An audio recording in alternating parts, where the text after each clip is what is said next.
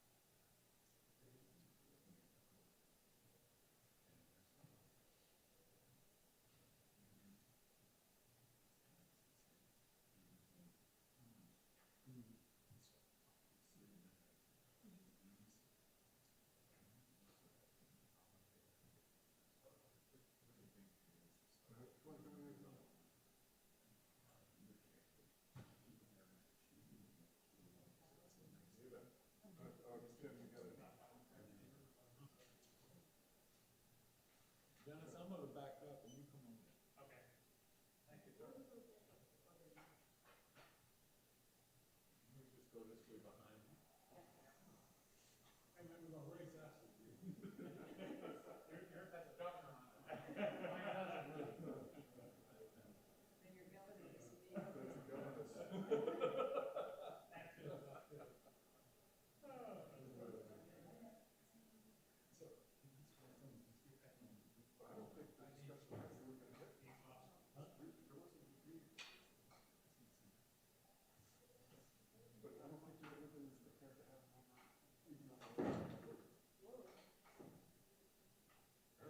That got everybody's attention, right? All right, so now we got you.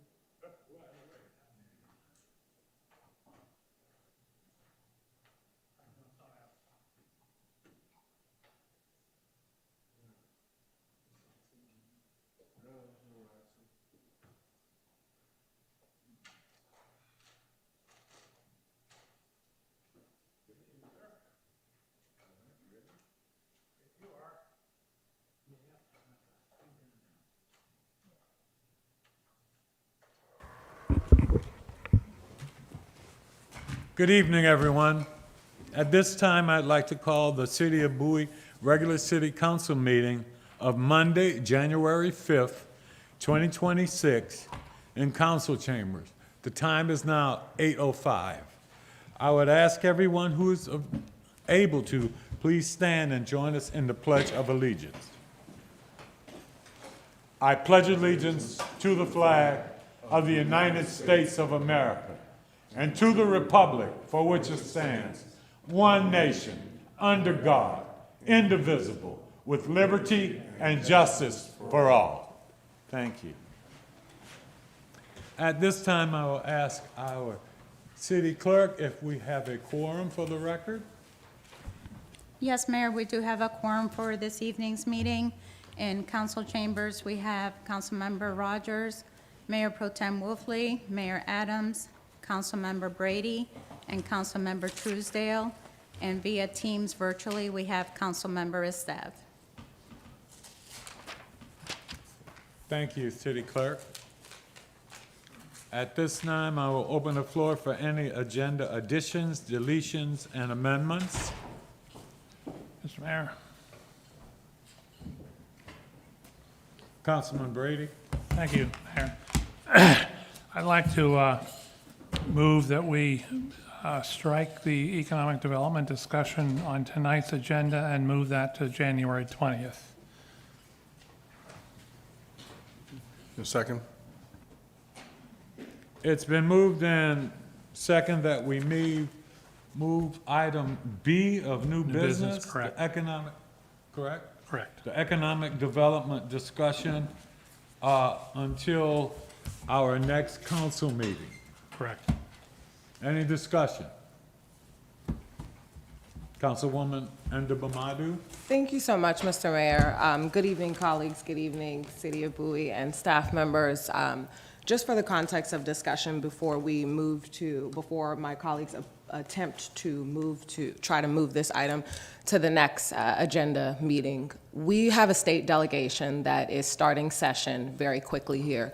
Currently, we have no consolidated ask for our state delegation. It is imperative that we move forward with this preliminary high-level discussion this evening for us to be able to get in contact with our state delegation and at least present a preliminary ask and framework for our state delegation to be able to move forward and start talking to their committee members to attempt to appropriate funds to the City of Bowie for economic development. So I just wanted to add that for discussion. Thank you, Mr. Mayor. Okay. Councilman Brady? Councilman Rogers, I'm sorry, go ahead. Thank you, Mr. Mayor. I believe that we should keep the topic on this agenda because of the clarity that's necessary for at least the Economic Development Department to fully understand what's being expected of them and their staff. They got two separate requests from two council people. And I believe that a discussion, at least an opportunity to bring up this topic, will help clarify that, as well as add some type of context around the requests that we got from the state delegate Boafo. Thank you. Councilmember Brady? Thank you, Mayor. Two items, and it's unfortunate, but I think the body as a whole should be adequately prepared to have a good discussion. And the unfortunate thing is, for the last 6 weeks, I've been impaired and not able to pursue the information or investigation that I had intended in preparations for tonight's meeting. More importantly, yes, this is a very important item, but when I talked to Delegate Boafo last week, and I asked him if a 2-week delay presented a problem to him, and he said no. So there's no reason for us to basically have a rushed discussion that is inadequate tonight and do it in 2 weeks without any deleterious effect. So I think we should move it to 2 weeks. Thank you. Any other comments? Any further discussion? Hearing none, we'll call for the vote. All in favor, please respond with an aye. Aye. Opposed, same favor? Aye. Nay. Mayor, I was going to just say if we could do a roll call, Right. just to make Oh, sure, okay. or, roll call would be better. Go ahead. Roll call, please. Councilmember Rogers? Nay. Mayor Pro Tem Wolfley? Aye. Councilmember Brady? Aye. Councilmember Truesdale? Aye. Councilmember Ndebumadu? Nay. Councilmember Estev? Aye. I'm sorry, was that a nay? I'm sorry, That was an aye. Sorry, thank you. Mayor Thank you. Adams? That's 4. Okay, Mayor Adams? abstain, but, because we already have the 4. Yeah, but still need the vote. What happened? She still needs to vote, Okay. whatever your vote is. I said abstain. Abstain. Okay. Abstain.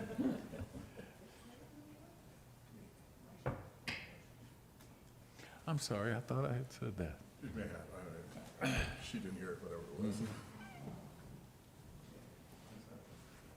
Okay, the ayes have it.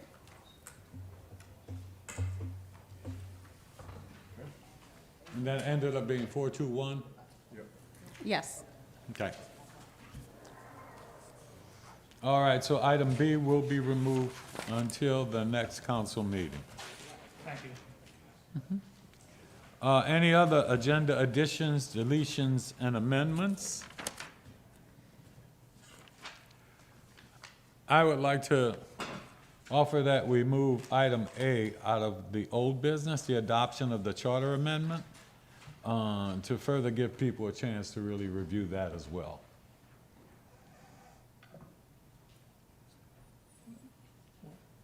What's your proposal? That we remove item A, the adoption of the charter amendment resolution, amending the voter registration until everybody has a chance to review that. Like to a future meeting? Yeah, Okay, to just- next meeting. Go ahead, please. Councilwoman Andy Bamadu? It's a separate item, so I just. Oh, okay, so I got a motion on the floor. And it's in second? Second. It's been moved and properly second. Any discussion? No? Hearing none, I'll call for the vote. All in favor, please respond with an aye. Aye. Opposed, same favor. Hearing none, motion carries. Any other agenda additions, deletions, or amendments to the council? Yes, Mr. Mayor. Thank you. Councilwoman? Thank Andy you. Bamadu?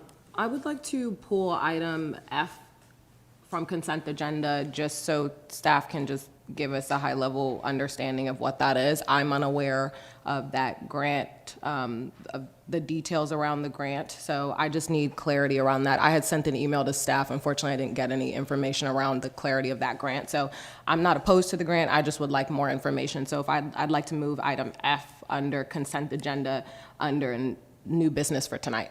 Second? It's been moved and properly second. Any discussion? Hearing none, I'll call for the vote. All in favor, please respond with an aye. Aye. Opposed, same favor. Hearing none, motion carried. So we will be removing item F under new business.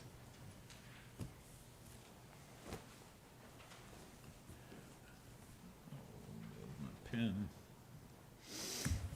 Okay. Any other agenda additions, deletions, or amendments? You want more? Stop asking. Stop asking. All right. At this time, we will move on to citizen participation.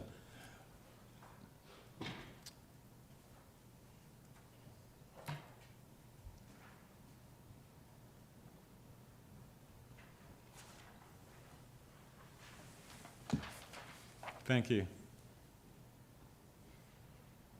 Carmen Hubbard? Hi, good evening.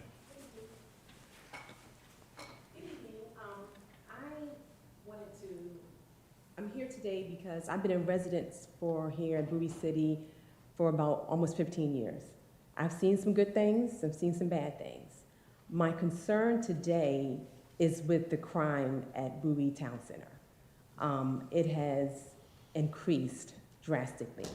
I have a family member who works at one of the stores in Bowie Town Center, and just about every week, they're coming back about how much, they have been robbed. Now it's resulting to them actually getting injured. So, and the police reports are being filed, and so my concern is, what is the city or the police department doing in place so that the residents feel safe when we go to Bowie Town Center to shop, and the employees feel safe when they come to work? So that's a major concern that I have right now. I've been living here for like 15 years. I don't want to have to resort to going to Crofton or Annapolis or Waldorf just to shop. And so I said, like I said, it has increased drastically at Bowie Town Center, which is right down the street. So I don't understand why police presence is not there more frequently. Okay, thank you. Thank you, policeman.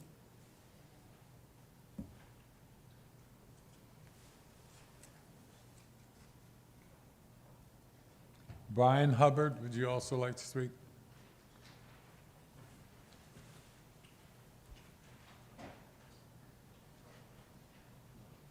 Good evening. Good evening, good evening. So I just kind of want to second what my wife has said. We've been here for quite a while. I've been in the community, teaching the Boys and Girls Club.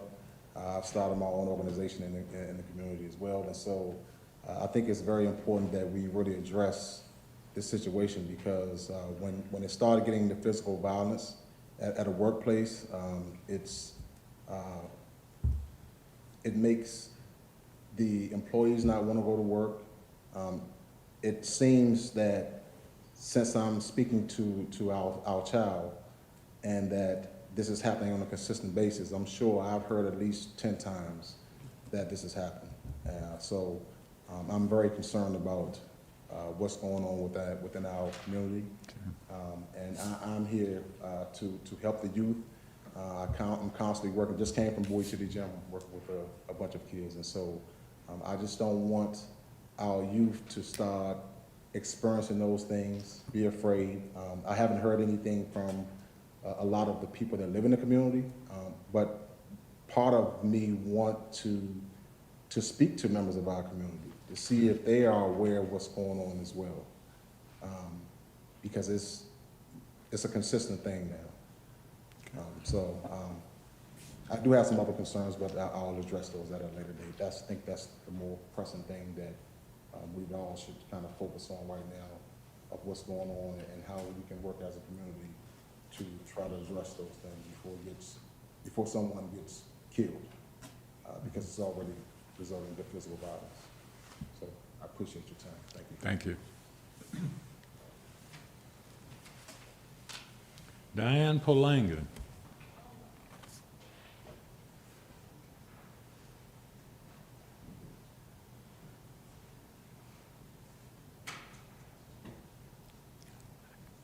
Good evening. Good evening. Nice to see you all. Yeah, good to see you too. Yes. Welcome back. Thank you. Welcome back. Well, our last speaker was up and said she was here 15 years. I'm so glad to hear that.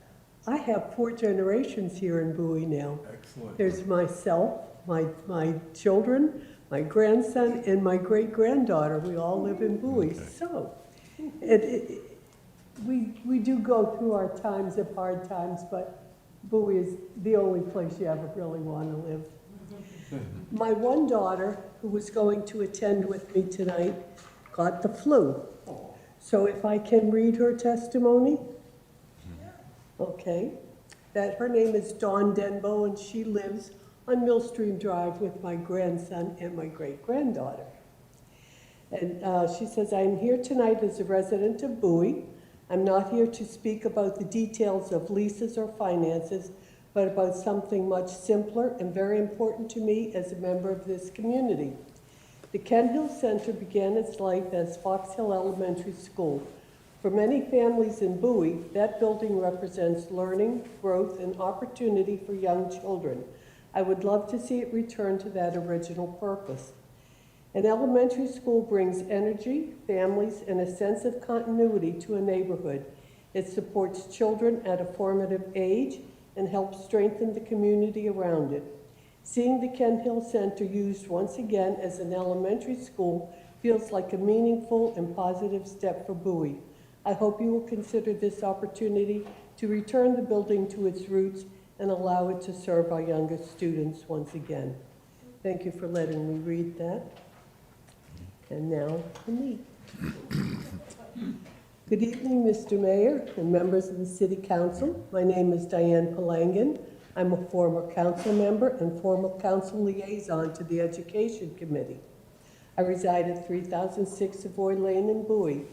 I appreciate the opportunity to speak with you tonight regarding the Friendship Aspire Public Charter School, which serves kindergarten through fifth, and it has been awarded a charter to locate in the city of Bowie.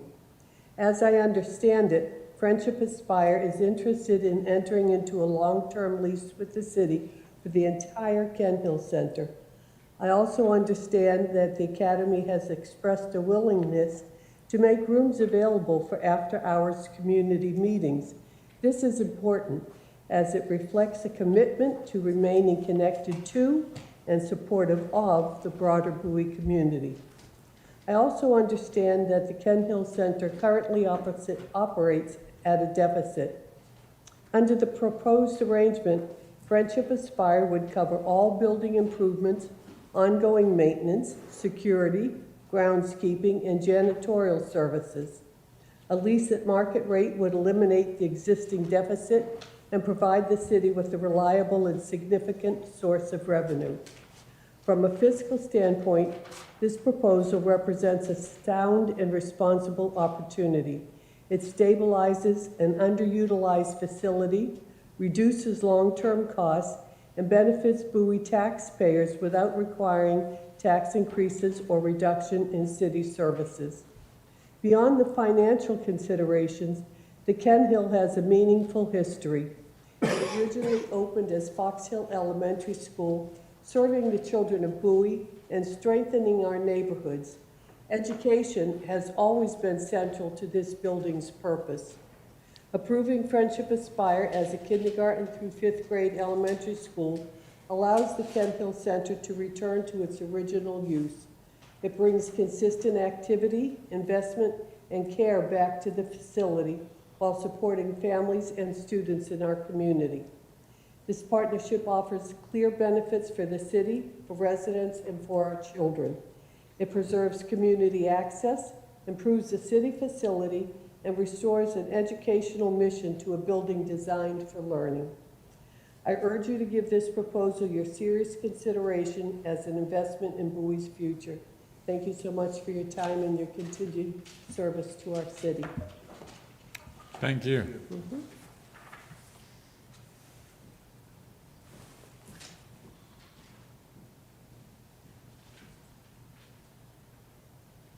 Pauline Marquardt?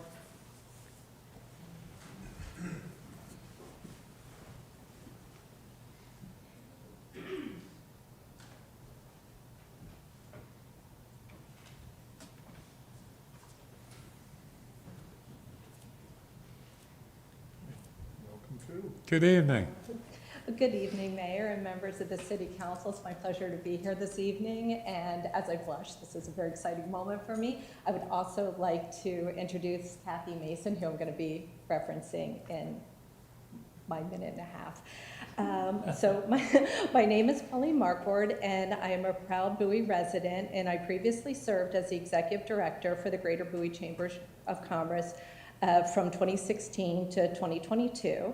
And I am here this evening to express my support for the city entering into a long-term lease with Friendship Aspire Public Charter School under the leadership of Kathy Mason for the use of the Ken Hill Center. I believe this proposal represents a responsible and practical opportunity for the city. Leasing the Ken Hill Center at market rate allows the facility to be fully utilized while generating steady revenue for the Bowie and its residents. Just as important, the school would assume responsibility for building improvements, daily operations, including maintenance, security, groundskeeping, and janitorial services. This approach protects the city from the ongoing costs and ensuring the facility is well cared for over the long term. There is also a positive economic impact to consider. With the school operating in this space, teachers and staff become part of the daily life of our community. They will eat lunch locally, shop at nearby businesses, and use local services. From my years of working with Bowie's business community, I know how valuable consistent everyday and weekday activities can be for our local community. I respectfully encourage the mayor and the council to support the approval of a long-term lease and to move this opportunity forward to benefit the city of Bowie. So thank you for your time and consideration. Appreciate it. Thank you. Okay, I'm a first timer. Good evening, everyone. My name is Kathy Mason. I am the chair of Friendship Aspire Public Charter School. I'm also a farmer here in Prince George's County, so I wear a couple hats, but I'm a volunteer chair at Friendship Aspire. And tonight I stand in front of you. Hey, Brent. Tonight I stand in front of you with my colleagues and community members, and this is my colleague, Brandon Cooper, who's also on the board of Friendship Charter as a secretary at the school. Tonight we are here to ask Mayor Adams that you allocate time on your next agenda in January to receive a presentation and proposal from Friendship Aspire Charter School to enter into a lease to acquire the former school building known as the Ken Hill Center. Our proposal would address any concerns regarding community usage access for the building, as well as financials and capital improvements. We thank you for your consideration, and we look forward to hearing from you in the next couple of weeks. That's all I got. Thank you.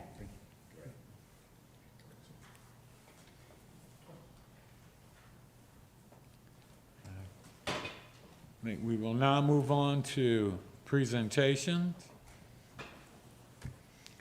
And we would like to do a recognition of city employees.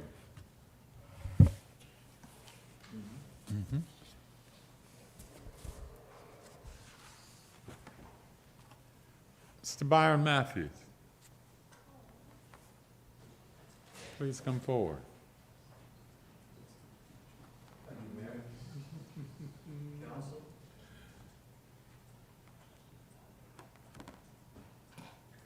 How's everyone this evening? Good evening.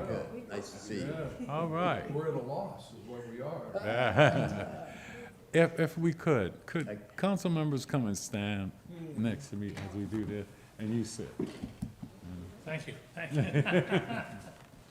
I appreciate that consideration. You know, Byron, I'm going to read this proclamation, and before I do that, I would just like to say thank you.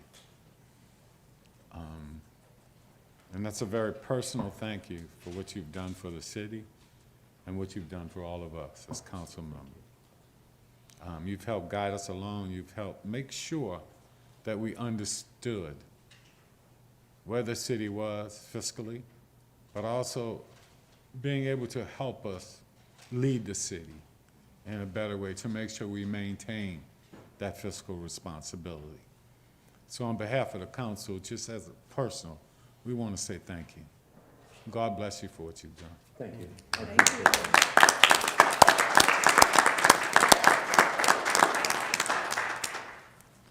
The City of Bowie, Maryland, a proclamation of the Council of the City of Bowie, Maryland, recognizing H. Byron Matthews for his 32 years of service to the city. Whereas H. Byron Matthews began his distinguished career with the City of Bowie on December 29, 1993, when he was hired as Assistant Director of Finance. And whereas through his professionalism, dedication, and deep knowledge of municipal finance, Mr. Matthews earned promotion to Director of Finance effective February 10, 2014, a role in which he provided steady leadership and sound fiscal guidance to the city. And whereas throughout his tenure, Mr. Matthews played a crucial role in the City of Bowie consistently receiving and maintaining the Government Finance Officers Association Distinguished Budget Presentation Award and the Certificate of Achievement for Excellence in Financial Reporting. And whereas in 1995, Mr. Matthews was nominated for an incentive award in recognition of his efforts that contributed to the city receiving the Distinguished Budget Presentation Award from the Government Finance Officers Association. And whereas in 2002, Mr. Matthews received an incentive award for his work with the International City County Management Association, ICMA, in implementing a new financial program, demonstrating his commitment to innovation and best practices in public finance. And whereas in 2006, Mr. Matthews received an incentive award for his extraordinary dedication during a period of staffing shortages during which he assumed additional responsibilities, worked more than 200 extra hours, including evenings and weekends, and successfully supported the implementation of a new financial system.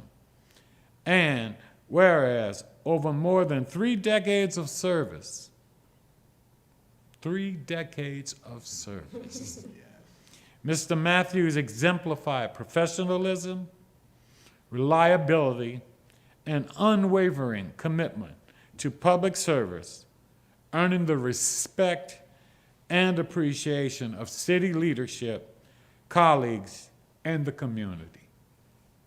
Now, therefore, be it proclaimed that the Council of the City of Bowie, Maryland, does hereby recognize, commend, and express their sincere gratitude to H. Byron Matthews for his outstanding service and numerous contributions to the City of Bowie, and extend best wishes to him for a fulfilling and rewarding retirement.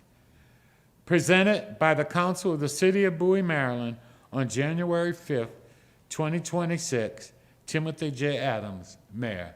Congratulations, Mr. Mayor.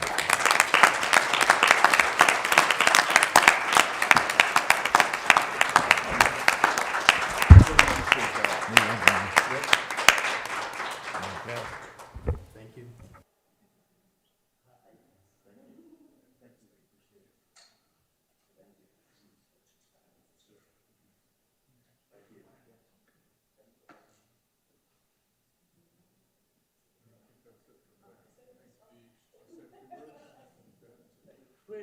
Mayor, if you would have just indulged me just for a few seconds.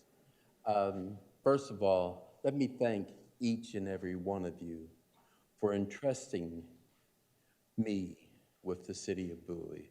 Second of all, let me thank the residents of the City of Bowie, who over the last 32 years have supplied me with consistent and uninterrupted employment. And I don't say that lightly, because we know what we're living in today. And for a person to be on a job that long, I don't think that's the status quo now. So I'd like to thank the residents for that. I'd like to thank them for taking care of not only me, but my family over these many years. And I guess that's all I need to say at this point. Thank you, Mayor. I appreciate it. Thank you.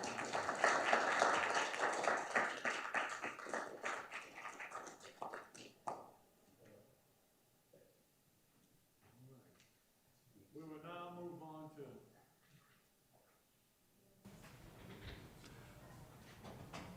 I'll let Mr. Matthews get his hugs. Running the gauntlet. Okay, we will now move on to city boards and committees, appointments, reappointments, and swearing in.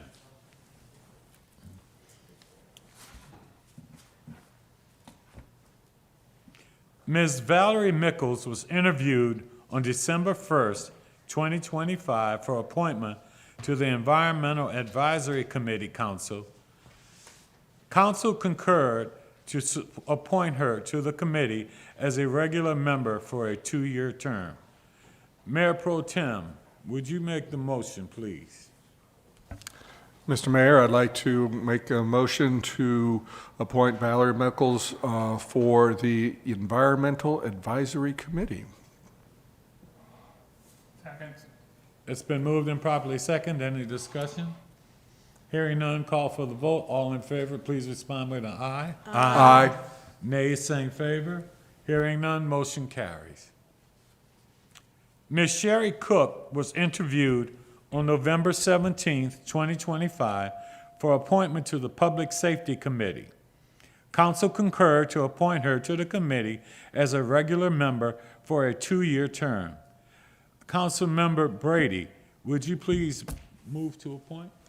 Yes, thank you, Mr. Mayor. I'd like to move the appointment of Ms. Sherry Cook to appointment to the Public Safety Committee as a regular member for a 2-year term. It's been moved and properly second. Any discussion?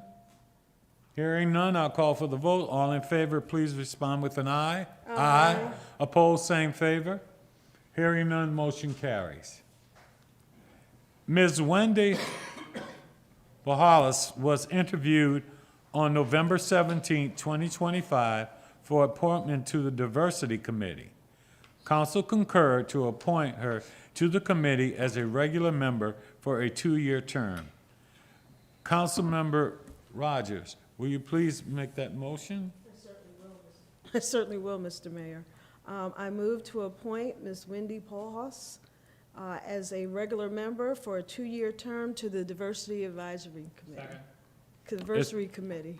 I always add something. It's been moved and properly second. Any discussion? Hearing none, all in favor, please respond with an aye. Aye. Opposed, same favor. Hearing none, the motion carries. Okay, would the three please come forward?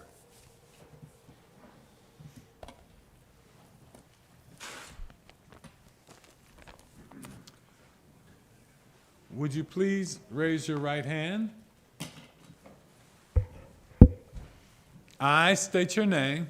I, Wendy Polhouse. Do swear or affirm. That I will support the Constitution of the United States. That I will support the Constitution of the United States. And that I will be. Faithful and bear true allegiance. To the state of Maryland. And support the Constitution. And laws thereof. And that I will. To the best of my skill and judgment. Diligently and faithfully. Without partiality or prejudice. Execute the office of regular and state your committee. Go ahead. Okay. According to the Constitution and laws of this state. Congratulations. Please come forward.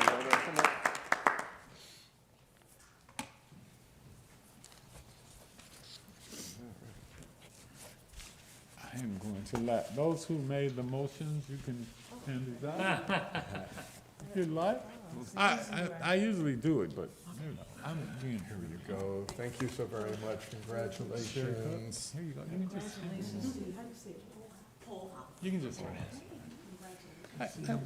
Welcome aboard. Look forward to working. Congratulations. 20 years you're counting on you for. That's it. Congratulations. And thank you for your service. Welcome aboard, and thank you for volunteering. Thank you so very much. Congrats. Thanks a lot so much. Appreciate it. Congratulations, and welcome aboard. I must say, it is so rewarding to see citizens stepping forward in volunteerism for the city, and we appreciate all that you do. And those who have pointed out to us where we need to make improvements, and we appreciate that as well. Now, at this time, we will be moving on to council announcements. Are there any announcements?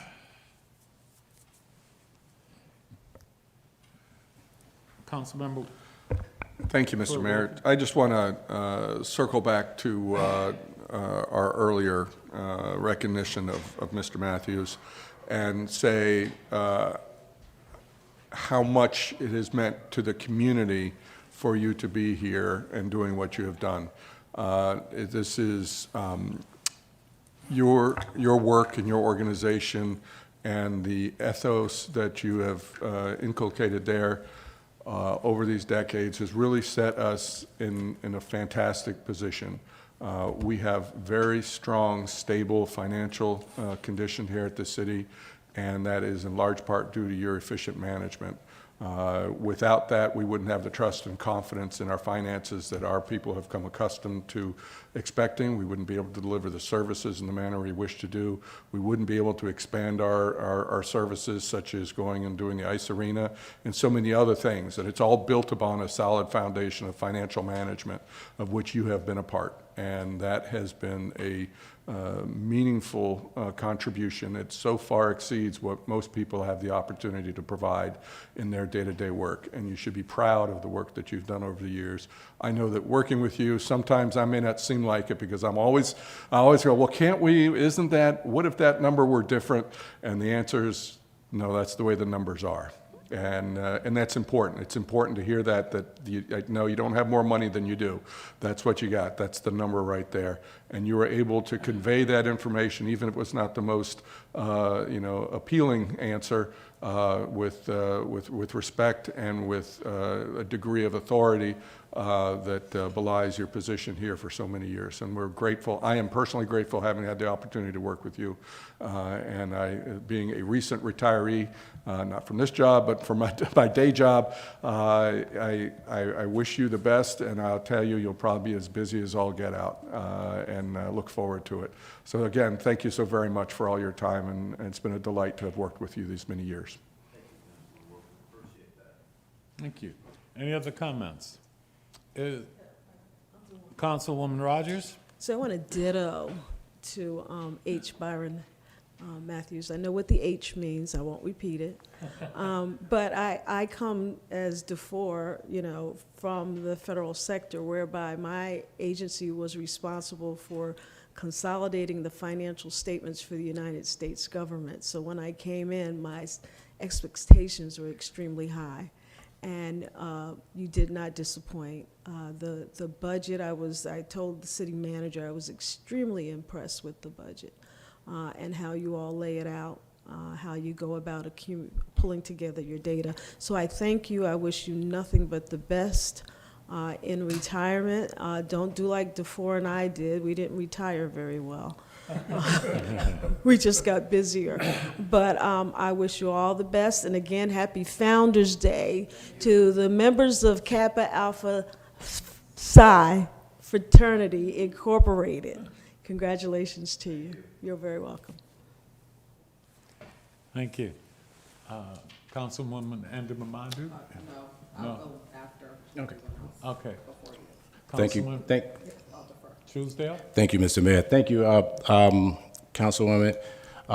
Just want to echo my colleagues and thank you for your hard work. Thank you for your dedication and many years of giving us just the best information a financial manager can give. There's a saying that if you're either adding or multiplying or you're subtracting or dividing, and you have done the first, and we are a better city because of you. So definitely look forward to you enjoying life on a whole nother level. I just want to say hello to all the Bowie beautiful people and wonderful people in the city of Bowie, particularly District 3. The city staff, thank you so much for all your hard work in the past month or so in the holidays, seasons, and I just look forward to 2026. Thank you. Thank you, Mr. Mayor. Thank you.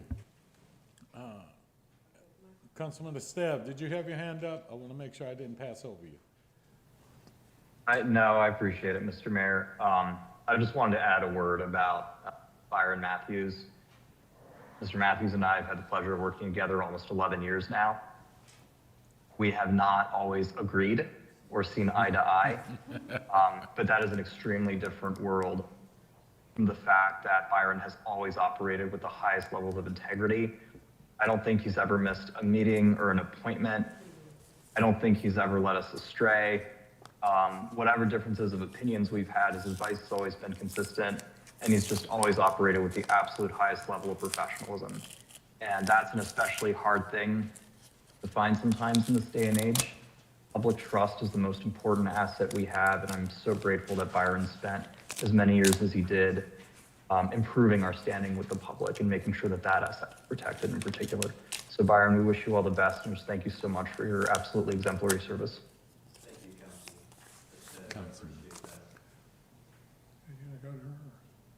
she wants to be last. Go ahead. Dennis, please, go right ahead. Thank you. I'm going to pile on. And it's in a very good way. We both arrived here about the same time initially, and I was always impressed with you in the capacity that you've had, especially under,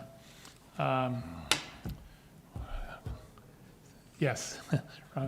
And you did an excellent job there, and you moved up, and it was a logical step up. And you raised the bar. You made Bowie the envy of municipalities around here when it came to services and funding and fiscal responsibility, and it all rests solely on your shoulders. We up here take the credit for the work that staff does, but you were the rock-solid base upon which we were able to move forward and do a lot of great things for the citizens. So you're to be commended and thanked. So thank you very much for everything you do, and I wish you well in retirement. And don't be a stranger. Stick around here. All right.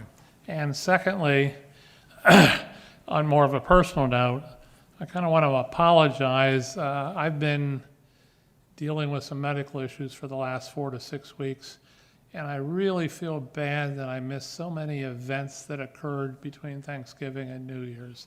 I had it on my calendar to participate in many of those. I've done them in the past, and I was looking forward to it.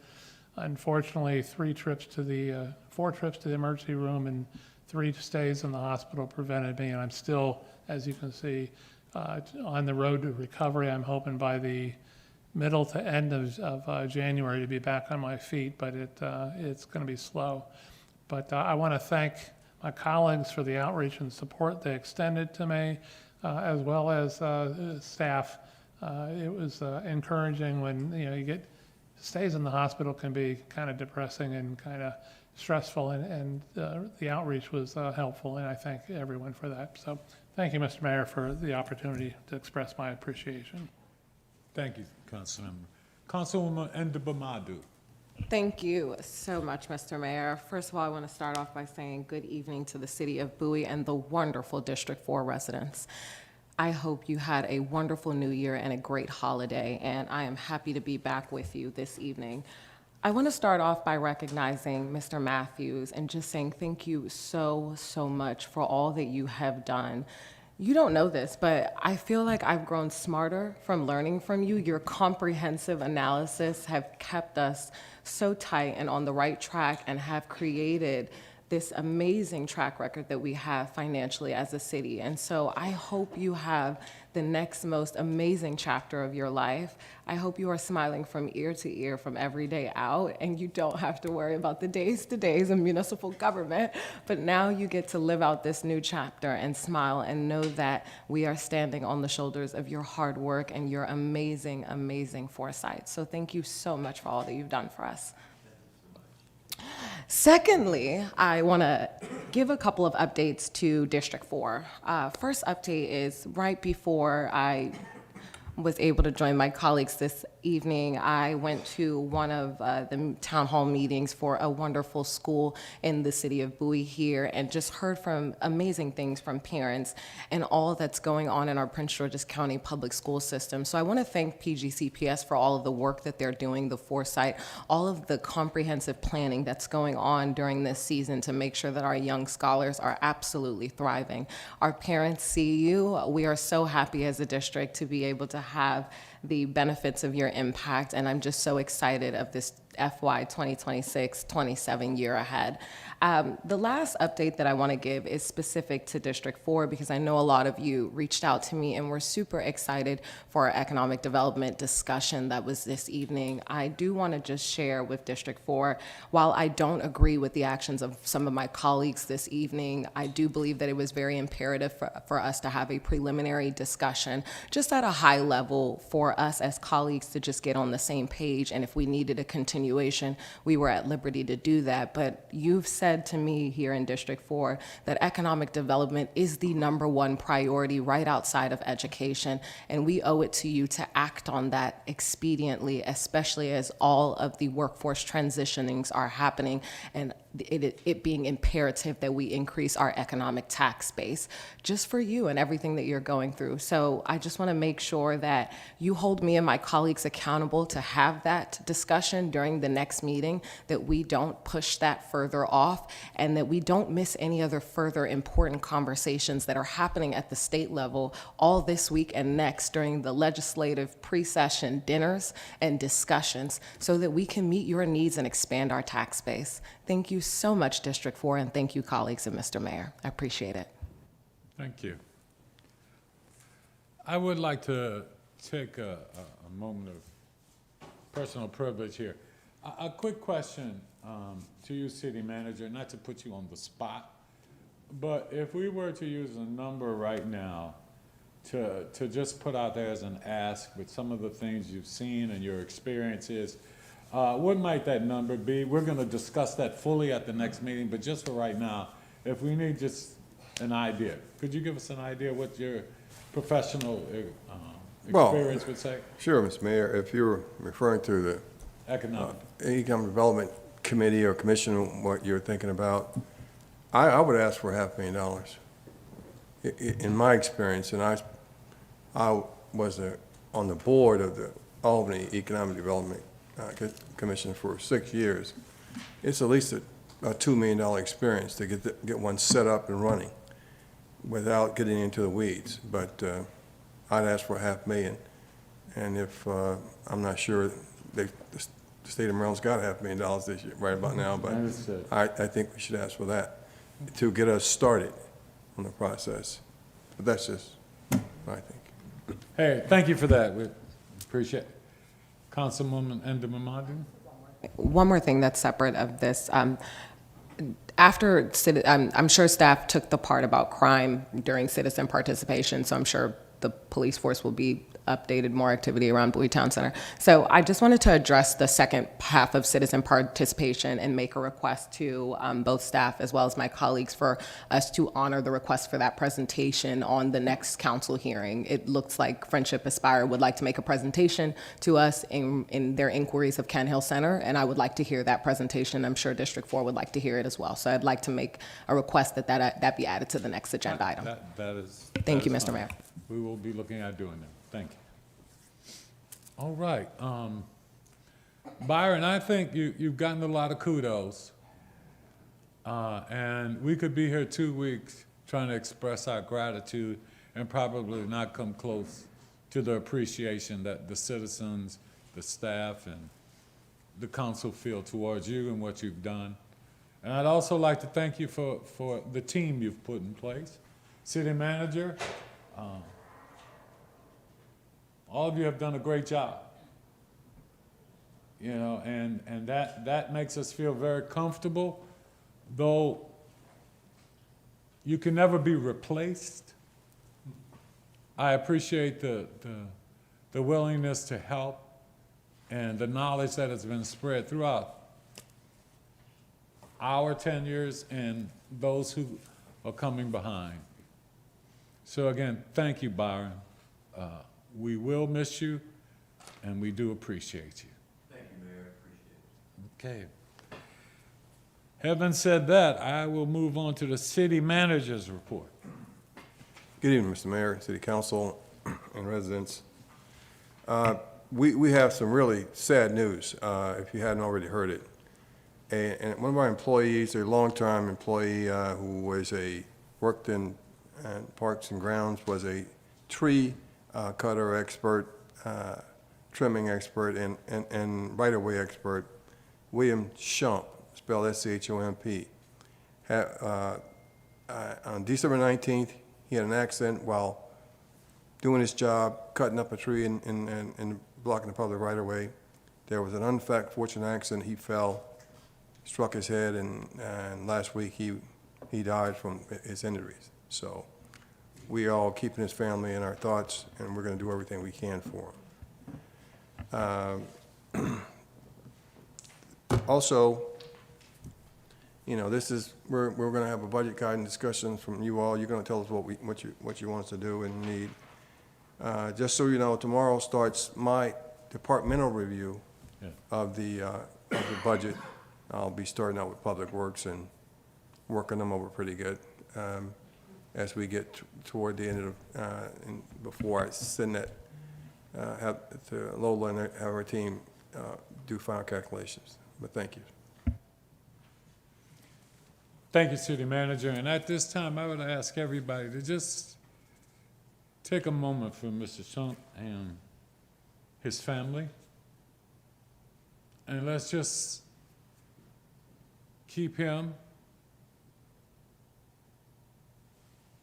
in our prayers. And just as importantly, that we make sure we extend our condolences to his family, friends, and also his co-workers.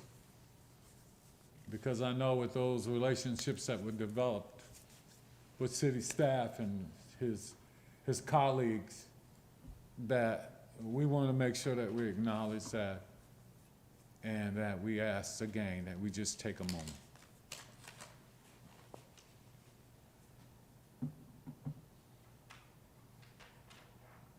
Hey, thank you. At this time, we will move on to the consent agenda. I will entertain a motion. Mr. Mayor, I'd like to move for approval of the consent agenda. Second. It's been moved and properly second. Any discussion? Hearing none, I'll call for the vote. All in favor, please respond with an aye. Aye. Opposed, same favor. Hearing none, motion carries. We will now move on to, Just clarification. yes, Councilman. Just clarification, the motion was for the consent agenda with the exception of item F, correct? Okay. That was Yep. moved off of Okay. it. Yes, that's correct. All right, we will now be moving on to new business. We will look at the Old Town Bowie revitalization update. Mr. Mayor, for the record, I'm recusing myself from this discussion and voting on this agenda item due to a personal conflict of interest. Thank you, Councilwoman. Any other? Hearing none. Mr. Lawrence, it's good to see you again. Good to see you all as well, Mr. Mayor, council members, staff, residents. Happy New Year. Happy New Year. For those that don't know me out there on YouTube land, I'm Mark Lawrence, president of Inncuvate Community Development Partners, and I'm the city's contracted community development corporation responsible for the revitalization of Old Town Bowie. It's a small but big project. Excited about it. Fortunate to have, as a Bowie resident, to participate. So tonight, I just wanted to give you an update, talk about what's going on in the district, and then entertain any questions if that's okay. And I know I get it, brother be brief. I know I always get this point of the agenda. I gave you slides for reading. I'll just go through them, but if you have any questions, just feel free to ask. So just to level set everyone what we came up with. So we inherited the 5-year plan, all of the studies that were done before for Old Town Bowie on revitalization. And what we came in and what we did is said, okay, what could be a quaint industry of the future that could help drive community development, bring back the sense of pride, and do that. And we decided to level set and center on advanced manufacturing, and specifically makerspace. So what is a makerspace? Makerspace is anywhere from a small hobbying district where people can do arts and craft to anywhere where they could do light production and manufacturing. And it covers food, technology, textiles, fashion, everything. So we thought that had the ethos of an old, revitalizing an old antique town, and that could bring us from the past to the future. So with that, we started, then our sites got bigger because what we heard from the residents, we wanted to activate a lot of the underutilized real estate, a lot of the old antique shops. So we said, okay, what if we expand that to an actual maker district? And what the maker district is just a series of small maker spaces, not a large development, but help keep the pride, help keep the community development, and help transform the neighborhood. And then what we realized in looking at all the data and all the studies, that this really can create a catalytic opportunity for community development and hopefully, increase the commercial tax base, increase the tourism, and then leverage all the activities that are already going on. So again, what we thought, manufacturing is broad, and it does anything from create livable jobs to creating small business opportunities. And as we know, and as we look at the national climate, manufacturing is part of the national discourse, and that is receiving a lot of investment. So yes, we hear about the CHIP Acts, all of the technology pieces, but first, Bowie has the history and has the infrastructure to start more basic. So when we talk about advanced manufacturing, we're talking about creative crafts for arts. When we talk about climate and energy tech, because I know there's a big climate energy focus, Bowie, there's manufacturing there, and it just cross-cuts. So we leverage that. In addition to the revitalization piece, how do we enter that into the broader community development conversation?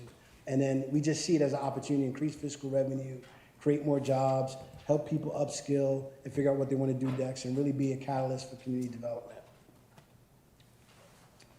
So, as I said before, craft manufacturing jobs, pay 15 to 100% higher than retail. So again, we're not making Old Town Bowie retail village. We know there's a lot of retail plans on 301 and District 4, and what's going on with the town center revitalization. So we're focused, we're not stepping on any of that. But we do think we want to create something around arts, culture, woodworking, and just giving that community pride.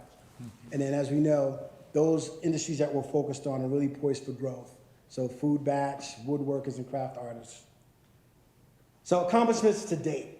Here's me out at Old Bowie Celebrates, which is now, post-COVID, it's been growing. It's been a good time. I know a lot of you are out there, got to enjoy it. We launched a new brand called Crafted in Bowie, which is the Old Town Bowie Maker District. We surveyed over 350 residents about what they wanted to see in this Maker District. We did all the studies. We've been really focused on implementation and what are the new next things. And part of the new things we've been doing a lot of fundraising. I'm talking to the state, working with Department of Housing and Community Development. I've been working with, City of Bowie's Grants Office, Community Development Office, and we've been talking about how do we take advantage of all of the designations. As you know, Old Bowie sits in the Sustainable Development Community, which is receiving funds. It's not Opportunity Zone, it's not an art district, but there's a lot of other incentives to develop what we call these light mainstream neighborhoods. And also we've been working with the entrepreneurship programs, a lot of things around manufacturing that's going on with Bowie State. So the other question you always ask me is the community involved? Yes, very involved. So what we launched right before the holidays is a community-led augmented reality mural program. So how do we tell the history of Bowie through arts, through murals as we have the revitalization take place? So we completed a site survey. We have 6 or 7 sites for the mural program, and it's a community-led initiative. They came up with the idea of creating teams. I just gave them the artwork, and they're competing to raise money to help paint one of the murals. We're going to start one. So in the spring, our hope is to have 2 new murals. One that talks about the history of Old Town Bowie and its past, and another one that talks about the future, where we're headed. So we're going to start the activation with art. So even with all that, yes, we've had the momentum. I think the community likes me. I'm out there a lot. I'm giving tours. But there is still some skepticism, right? And again, we've been activating and driving the momentum with programming. But, they want to see something real. And as we know, the biggest challenge with the revitalization is the real estate, the ownership. And we know that reuse and underutilized and vacant buildings is a priority that we're working on this year. Some support for small and local businesses, having an innovation hub. Getting that art, food, and maker activity, the first phase of manufacturing, and then really helping with a lot of the infrastructure street improvements. Now, we've been able to work with the, Councilmember Watson and Senator Watson to get some of the road improvements that the residents have requested. They replaced the light bulbs on the bridge. We were trying to get a mural on the 564 bridge. Weren't able to do that because the state doesn't have a mural program, but we're not going to give up on that. But we do think that will be a signpost moment to do that. So with that, something real. As we've been walking around Old Town Bowie, a lot of the real estate that we've been looking at, there's a property called the Assemblage Opportunity, which is the old Conway properties, people all that remember the histories, which is about 10 parcels, 1.6 acres. It's zoned commercial neighborhood. And I just believe that it could be a nice jumping off point to activate and accelerate the development of Old Town Bowie, specifically maker spaces. So I got with some of my developer and architect friends, and we sat down and we huddled over it over the holidays, and we just came up with this idea of a maker village. And what that looks like is a couple structures. The old firehouse, which is 13006 9th Street, is up for lease. So I've been talking to owners there about making that the activation hub, and then looking at a way to activate some of the properties. And to a question we'll get to later about the TEDCO funding. TEDCO, Maryland has a makerspace initiative. We've gotten some funding to them to do a feasibility study, but the second phase is to plan out the first 1 or 2 makerspaces. So we submitted that grant in partnership with the city, and it was awarded. So I know we'll talk about that as an agenda item later, but I just wanted to say this is what it ties to these sorts of things. So again, just testing out your new, prop here. The old firehouse is right here on this diagram, and then what we talked about with our makerspace concepts is to reimagine this whole idea from, again, the old Railroad Inn, which a lot of the residents talk about, would like to see that come out. We looked at that as a food hall concept, and we talked about doing other sort of concepts with other structures. But this one seems the most stable. We're working on appraisals, but that's our vision so far, and this is just Vision 1.0, but I wanted to get that ready for this meeting. So, now onto my pretty pictures, so my architect friends. So this is the new vision of what we call the old firehouse. This would be our makerspace. It would be our first thing. It would be more of an activation hub, showroom for all of the action items that are going on in the district. This is just interior view, and again, in working with the owner, we talked about it. We're still looking at opportunities, but some of the TEDCO funding will help to sort of plan this out. The second thing, which is the more exciting thing when I talk to the residents, is this idea of reimagining the Railroad Inn as what we call a stove house, which is our commercial kitchen, food hall, activation, food maker space for the Bowie. It has it sits off the road well, and we think this is something we do quickly within this year.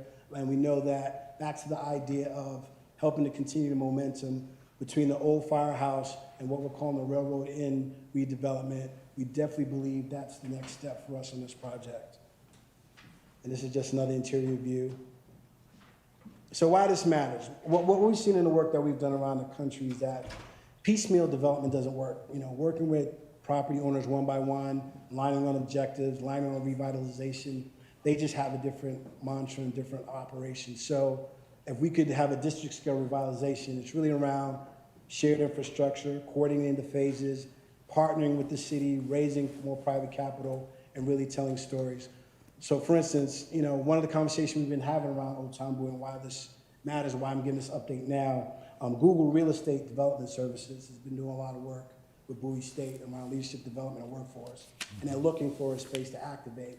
So they actually called me based on some press we got on WTOP to talk about, again, not what a Google data center would look like, but what would a Google planned community look like in Bowie, right? And again, very early, but I was just excited about that call, and that proves that my hypothesis is in the right direction. I don't think I have it perfect yet, but it's in the right direction because it can attract that scale of development. It's small enough, but big enough to be a good pilot of what a new artisan manufacturing community could look like.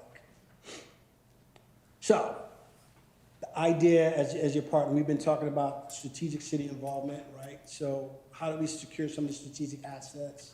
How do we activate these partnerships? Because again, Google will be more willing to partner with the city than partner with Inncuvate. However, I'm not too overly ego. I know that I need the horsepower of the city behind me. And that does really tie into other conversations around community development. And then it can help really attract the outside capital that we need to do that.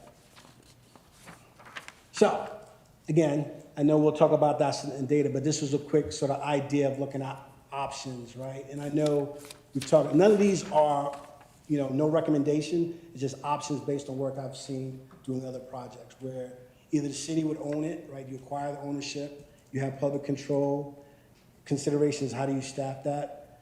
Another option be city purchase and transfer from a ground lease to like a CDC. Preferably, I would like that to be Inncuvate, but it could be another CDC.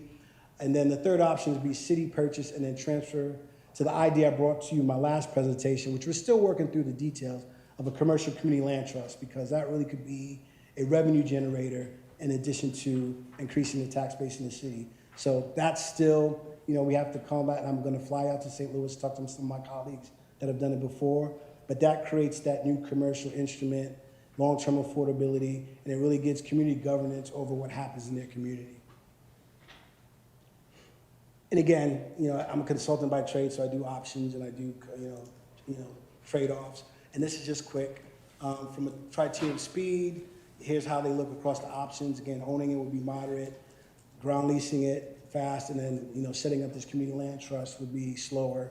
From control, and this is all from the city's perspective, definitely would be high control if you own the asset, share control with the other options, and then you'd be able to maintain affordability for all artists, entrepreneurs, and manufacturers. Because what we've also seen in some of the work we've done and some of the research is that entrepreneurs need lower cost access to resources. And then for a lot of the manufacturing research with new technologies, that barrier is getting higher and higher. So we want to build these shared infrastructure so they can get started in maker spaces, move to a prototype space that maybe take up their own space as their business grows. So that was it. That was my update. I'll pause here for any questions, but again, I appreciate the city and the staff for entrusting me with this project. Hopefully I've been moving along not as fast as I would like, but again, we are beyond the visioning phase. We are actually in implementation, and thank you for your time. Mr. Lawrence, thank you so very much for being here. I will open it up to questions from any of the council members. Do we have any questions? I do, but I'll defer to District 1 since it's his district. Excuse me? I do, but I'll defer to District 1 since it's his district. Well, I'm asking, I don't hear anyone, so. All right, I think the only question Mayor? may be from, Did he say? Michael, are you there? Yes, sir. Okay, I would just, you like to comment? Yes, sir. Just real quick, I just want to say thank you to Mr. Lawrence, particularly for the community outreach. I've attended a number of those meetings, and I know he's been doing a lot of work talking to residents, community groups in Old Bowie. I especially appreciate the focus on working with the county and state partners to try and fix things in the short term and kind of achieve some low-hanging fruit goals. I think it goes a very long way in building community trust, which I know Mr. Lawrence understands. And I also appreciate that we're moving kind of in a more actionable direction with this plan and looking at specific properties. And so just thank you and keep up the good work. Thank you. Thank you. Council, anyone else, any comment? Councilwoman Ndumamadu? Oh, were you trying to? That's all right, quick, just.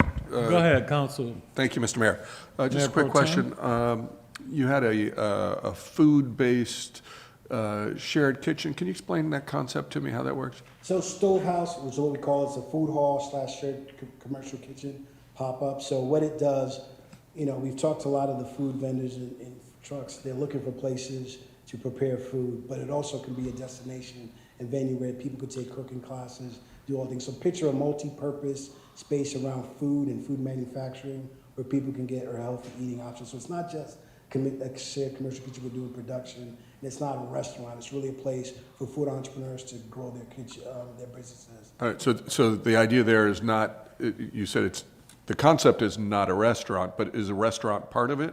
Well, So it's like both. food stalls, like stalls. Okay, so it's small little restaurant stalls, kind of like Union Market in DC. That small type of stall. Yes, but even smaller. But yes. Yeah. Okay. All right. It helps me understand the concept. That's fair. Conceptualize. Yeah, okay. And La Fontaine, that was in Hyattsville. So okay. All right. Fair enough. And then there is a space, a large shared kitchen, managed by whom? managed by whoever the entrepreneur or the owner of the building. So at this place, if we do Stove House, it would be the CDC. I do a lot of entrepreneurship program. It actually would be 2 small kitchens, right? One for production. Entrepreneurs could schedule them and use them at a time. So it would be like a co-working or WeWork for food entrepreneurs. Gotcha. All right. Thank you. And again, that's the limit on the real estate and the zoning. If we can make it bigger, but we won't go there yet. We could probably do more. Thank you. Any other council members? Councilwoman Ndubamadu? Thank you so much, Mr. Mayor. Mayor Pro Tem Wolfley, there's a concept called Wonder that's starting to pop up. So if you do Google Wonder, it'll kind of give you an idea of what he's talking about. It's very similar to Union Market, but it's like a super, super hyper smaller scale. But it's called Wonder. It's very, very new. And there are like these stalls where people can, new restaurant owners are starting out or scaling, and they can have their establishment based in these stalls. So it's a really, really great concept and a new business concept that's scaling really rapidly in urban communities. Now to my remarks. Thank you so much, Mr. Lawrence, for coming before us. I think your presentation was really, really amazing, and I'm partially, I don't mean this literally, but partially jealous for District 4 because this is so exciting, and the renderings are exactly what you would want to see in a place like Old Town Bowie, that has that kind of small town community feel, but still preserves kind of the local architecture, the artisanry with the antique shops that are already there, and just like the quintessential essence of that area. That remarkably done. There are a couple of points in the presentation that I do want to comment on, and then I have one question at the end.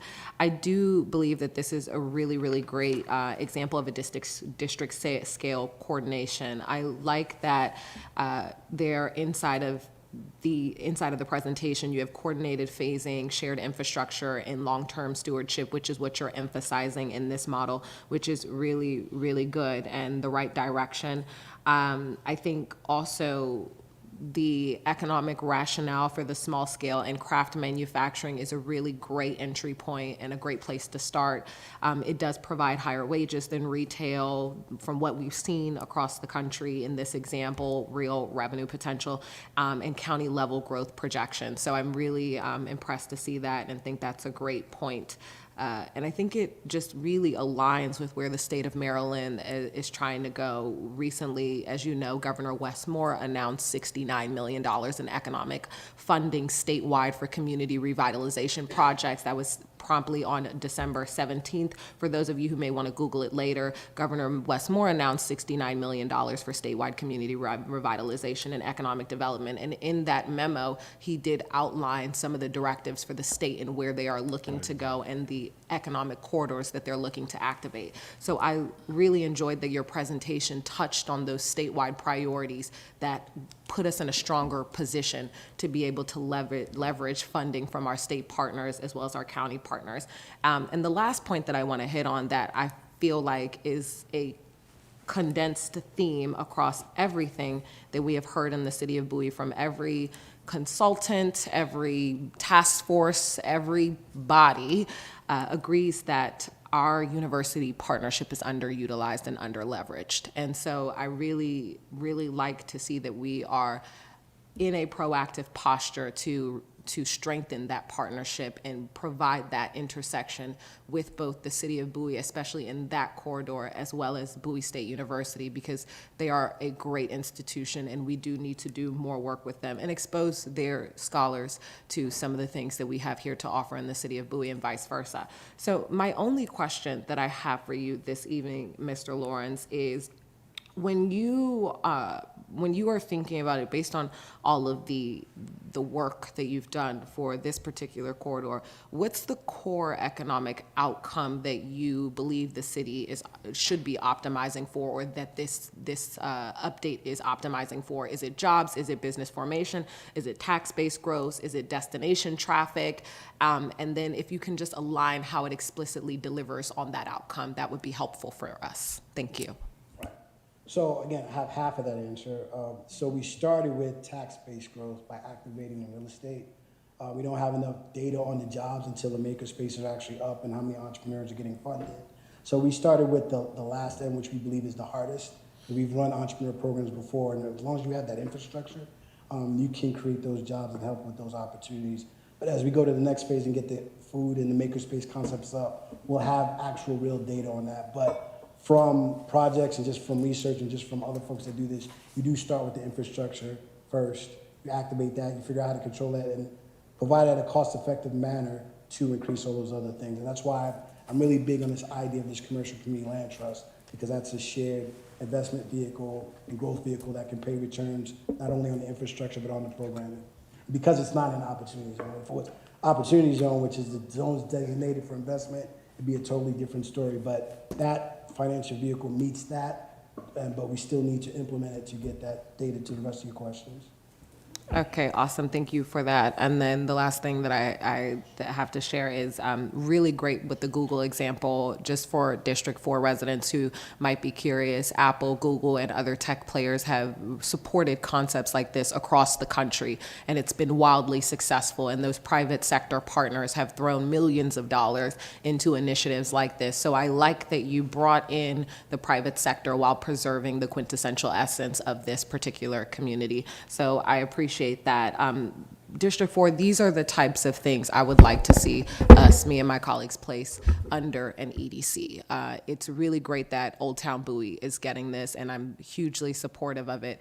But also District 4 will say to me, well, where are these activities for District 4? So I do love that you are complementing the efforts that we are looking at doing in District 4. And I do want to reemphasize for my colleagues, these are the types of activities that the city needs to consolidate in an EDC. So we are not competing on our ass against ourselves when we go to the state and county funding partners to ask for reimbursements or for investment. Thank you so much, Mr. Mayor, and thank you, Mr. Lawrence, for your presentation. Thank you. Any other comments? Yes, thank you. Councilman Brady? Thank you, Mr. Mayor. In listening to your discussion over the food stall or food, whatever you want to talk about, with Mayor Pro Tem Wolfley, it kind of reminded me of the old movie, Honey, I Shrunk the Kids, because I was imagining initially something along the lines of what you saw in the Inner Harbor, what you see in the Inner Harbor with the big spaces and what have you, and you're talking about shrinking that down and fitting it into, which is going to be interesting to see, and I think it has an opportunity to be very successful and come forward in a very positive way.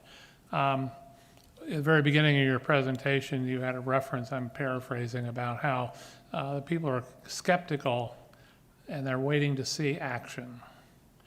And I can tell you, going back 30 years now, and I've seen several, if not a half dozen, if not more, attempts to do something with Old Town Bowie, and you are light years ahead of their efforts, so I want to commend you for that. The vision you've come up with is one that I think will benefit the area greatly, and I see it as the first step. I don't see it as the total effort, but rather the first step, because I think if we can start turning over parts of Old Town Bowie and demonstrating that this is a positive for not only the city, but for their community, I think some of the adjacent property owners will start following suit, and we'll have a bigger area that is more productive and more successful. So I'm very much looking forward to that. But I do have one question on the, Old Town Bowie, Huntington was a train depot, was very much tied to the railroad system. And on your Maker Village basic structure concept, I love it. I don't have a problem with that, but I don't see that as being tied to the railroad's history. And I'm wondering if maybe if we deviate from that, it might be interpreted as a bit of a negative for your effort. So I'm just throwing that out to you. Yeah, so we've had some other conversations with the community to preserve that, and the quickest from an activation standpoint, we've been talking about acquiring an old dining car. I just don't know how to get it here and figure out how to put it where, and maybe have a makerspace concept that actually looks like a dining car. Right. So that would be a simple activation, but it's hard because of the train traffic and there's no stop per se. It's Right. all up by Bowie, we don't want to cannibalize that, but if they finish the trail, back to your point about making it bigger, we could Right. conceive some of those railroad concepts. Well, I appreciate that, but I'm just talking that the building structure, what you're proposing, seems to deviate away from the railroad. I'm just, kind of pointing it out, but not in an overly negative, because I really do like the concept you've shown, but I'm just wondering if that is too far away from the vision of what a railroad community would look like. That's all I'm. So. Okay. Thank you. Thank you, Mayor. Thank you. Any other comments or questions? Yes, Mr. Mayor. Councilman Truesdale? Thank you, Mr. Mayor. Thank you, Mark, for your presentation, man. Wonderful presentation, and I echo my colleagues in terms of the effort value, the vibrant effort that you're putting into Old Town Bowie. Just a quick question. Can you kind of give just a little more clarity or highlight in the area of entrepreneur in collaboration with Bowie State? Sure. Yeah. So we've been focused mostly on product manufacturing, small scale products. So there's a lot of bakers, candle makers, artisans that are at Bowie. So we want to start there and giving them a space. There's not enough space on campus for them to make their goods. So one of the opportunities we've been talking about is a place called Fabric. So all the fashion designers that are in the creative performing arts to have a space off campus for them to design. So they would be the target tenants, you know, do that. But obviously, because they're students, you have to figure out the economics and discounted rates. And that's where fundraising and working with housing and community development and grants will help subsidize that. Okay. Thank you. Again, thank you for your efforts, and looking forward to seeing some motion. Thank you. All right. Thank you. Any other comment? Before I do that, I'd like to just reach out. Mr. John Henry King, you have any brief comments you'd like to make right now? We'll give you an opportunity to say. Well, I think we hired the right Community Development Corporation to carry forward the plans we had prepared, so we've got the right guy talking to you. I would ask that perhaps when you've concluded your questions of him here, he is the expert who can answer the questions you want on the item on TEDCO grant, so perhaps you could follow him this with asking him about that and kill two birds with one stone, although the city attorney prefers me not to kill any animals. All right, thank you. Well, again, I think we all appreciate the presentation. We look forward to what you're able to bring forward and what we're able to bring out of the city in a very positive way in that area. So thank you again for being here this evening. Thank you. All right. At this time, we will move on to, it may be, well, let's just go to the budget. The budget guidance for fiscal year 2027. Good evening, Mr. Mayor. I'll do it, Byron. As we look forward to 2027, we're here to seek out the guidance and direction from the council, but first we're going to have Dr. Lola Ogunrumi is going to give you a breakdown. She's our deputy finance director. Break down the financial situation before we listen to your comments. Thank you, City Manager. Sure. Thank you. Good evening. My name is Lola Ogunremi, the Assistant Finance Director. This evening, I'll be providing an overview of the FY 2027 budget guidance framework. Over the past year, the city has achieved great success. The city exceeded the fund balance policy of 25% of expenditures. The city also maintained the AAA bond rating from the 3 bond rating agencies. The city also maintained a constant property tax rate of 40 cents over the last 16 years. As well, the city provided robust core services to the residents over the past year. Over the past year, the city saw development in several areas, including South Lake, Melford, and Mill Branch Crossing. This shows the total personnel growth for the city.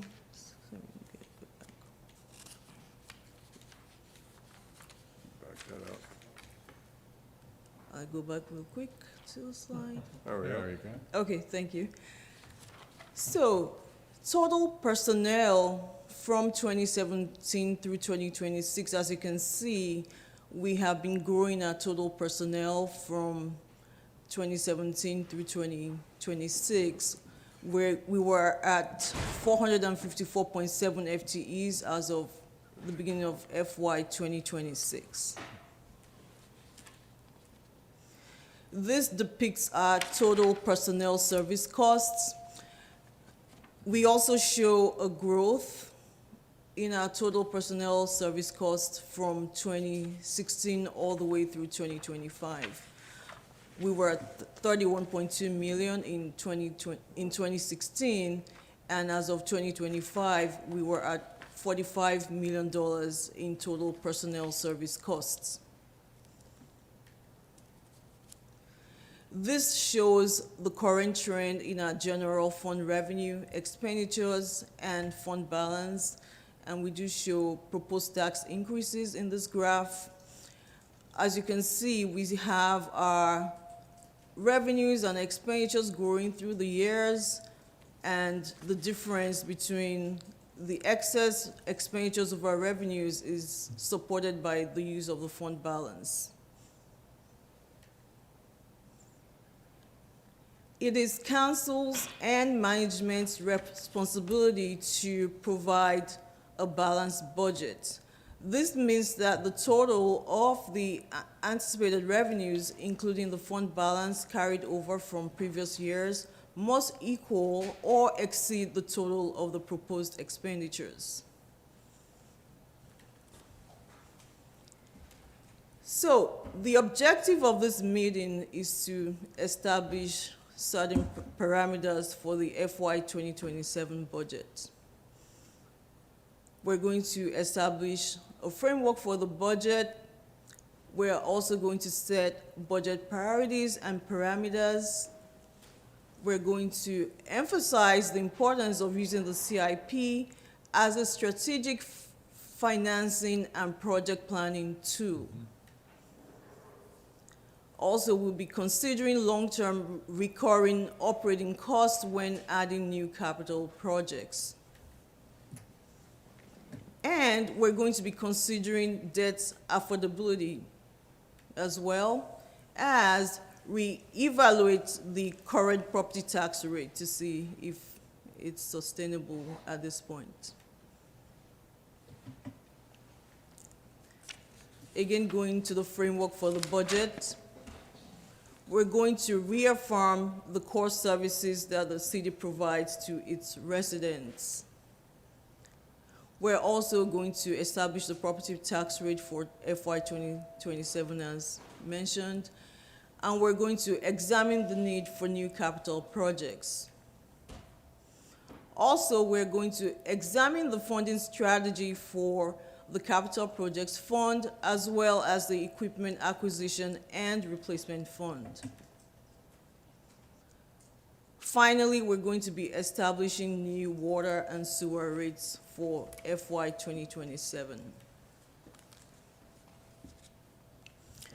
The city of Bowie is located within the Baltimore-Washington metropolitan area, and we do have some threats from our external environment. We are a service-based organization, and as such, the city competes with the federal government, regional agencies, municipalities, and counties, as well as the private sector for human resources.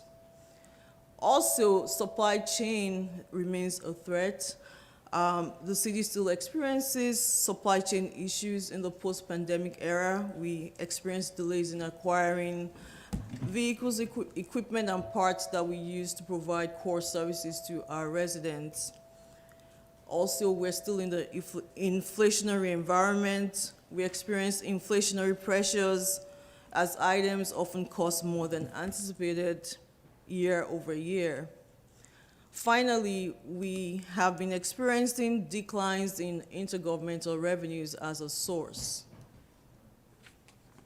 for funding. So this shows our budget development schedule. These are the activities that staff and the city manager go through to produce the budget at the end of the year. We start off in December and January when staff begin planning for the budget as well as the capital improvement program. And in January, we have the council meeting where the council establishes budget priorities, which is this meeting we're having right now. Okay. And at the end of this discussion, the city manager will convey the policy to the department heads. In January, staff will develop their goals and start working on the budget recommendations. And January through February, the city manager meets with department heads to analyze projects and evaluate progress towards goals. And this goes on through March, where the finance department compiles a budget. And then in April, the city manager presents the proposed budget to city council between April 10th and April 15th. And finally, by May, the city council adopts the budget after a series of meetings held with the public. We have 2 public hearings during the work sessions in April through May. Next, we're going to be discussing fiscal policies.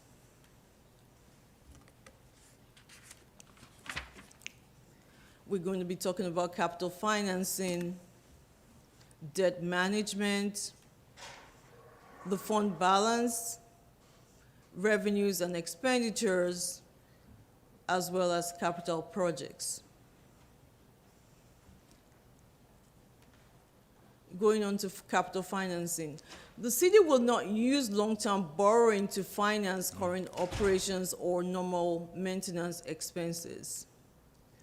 Also, the city will maintain a high reliance on pay-as-you-go financing for its capital improvements. City will issue debt for major projects included in the capital project program. Going on to debt management. All debt issued will be repaid within a period not to exceed the expected useful life of the improvements financed by the debt. Again, the city will maintain its tax-supported bonded debt at a level not to exceed 0.8% of the assessed valuation of taxable property within the city. Also, the ratio of debt service expenditures as a percentage of general fund revenues shall not exceed 10%. Moving on to the fund balance as a fiscal policy. The city will maintain a fund balance for the general fund and the water and sewer fund at a level not less than 25% of annual expenditures. And to the extent that the fund balance in the general fund exceeds the 25% level, the city will draw upon the fund balance to provide pay-as-you-go financing for capital projects or for other one-time capital items. So this graph depicts our general fund balance over the last 10 years, and this is our total fund balance for the general fund. So as you can see, from 2016, we have the fund balance increasing from $39.3 million going to $45.5 million in 2025. This graph depicts the unassigned fund balance, and this is a portion of the total fund balance from the previous graph. This is the portion of the fund balance that is available for use for the city. The other portions are already consumed. So in 2016 through 2025, as you can see from this graph, we see the unassigned fund balance declining from a high of, in 2016, going down to $14.8 million in 2025. This graph again shows the relationship between the general fund balance total and the portion available for future appropriations, the unassigned fund balance. Again, we see the decline from 2016 in the unassigned fund balance through 25.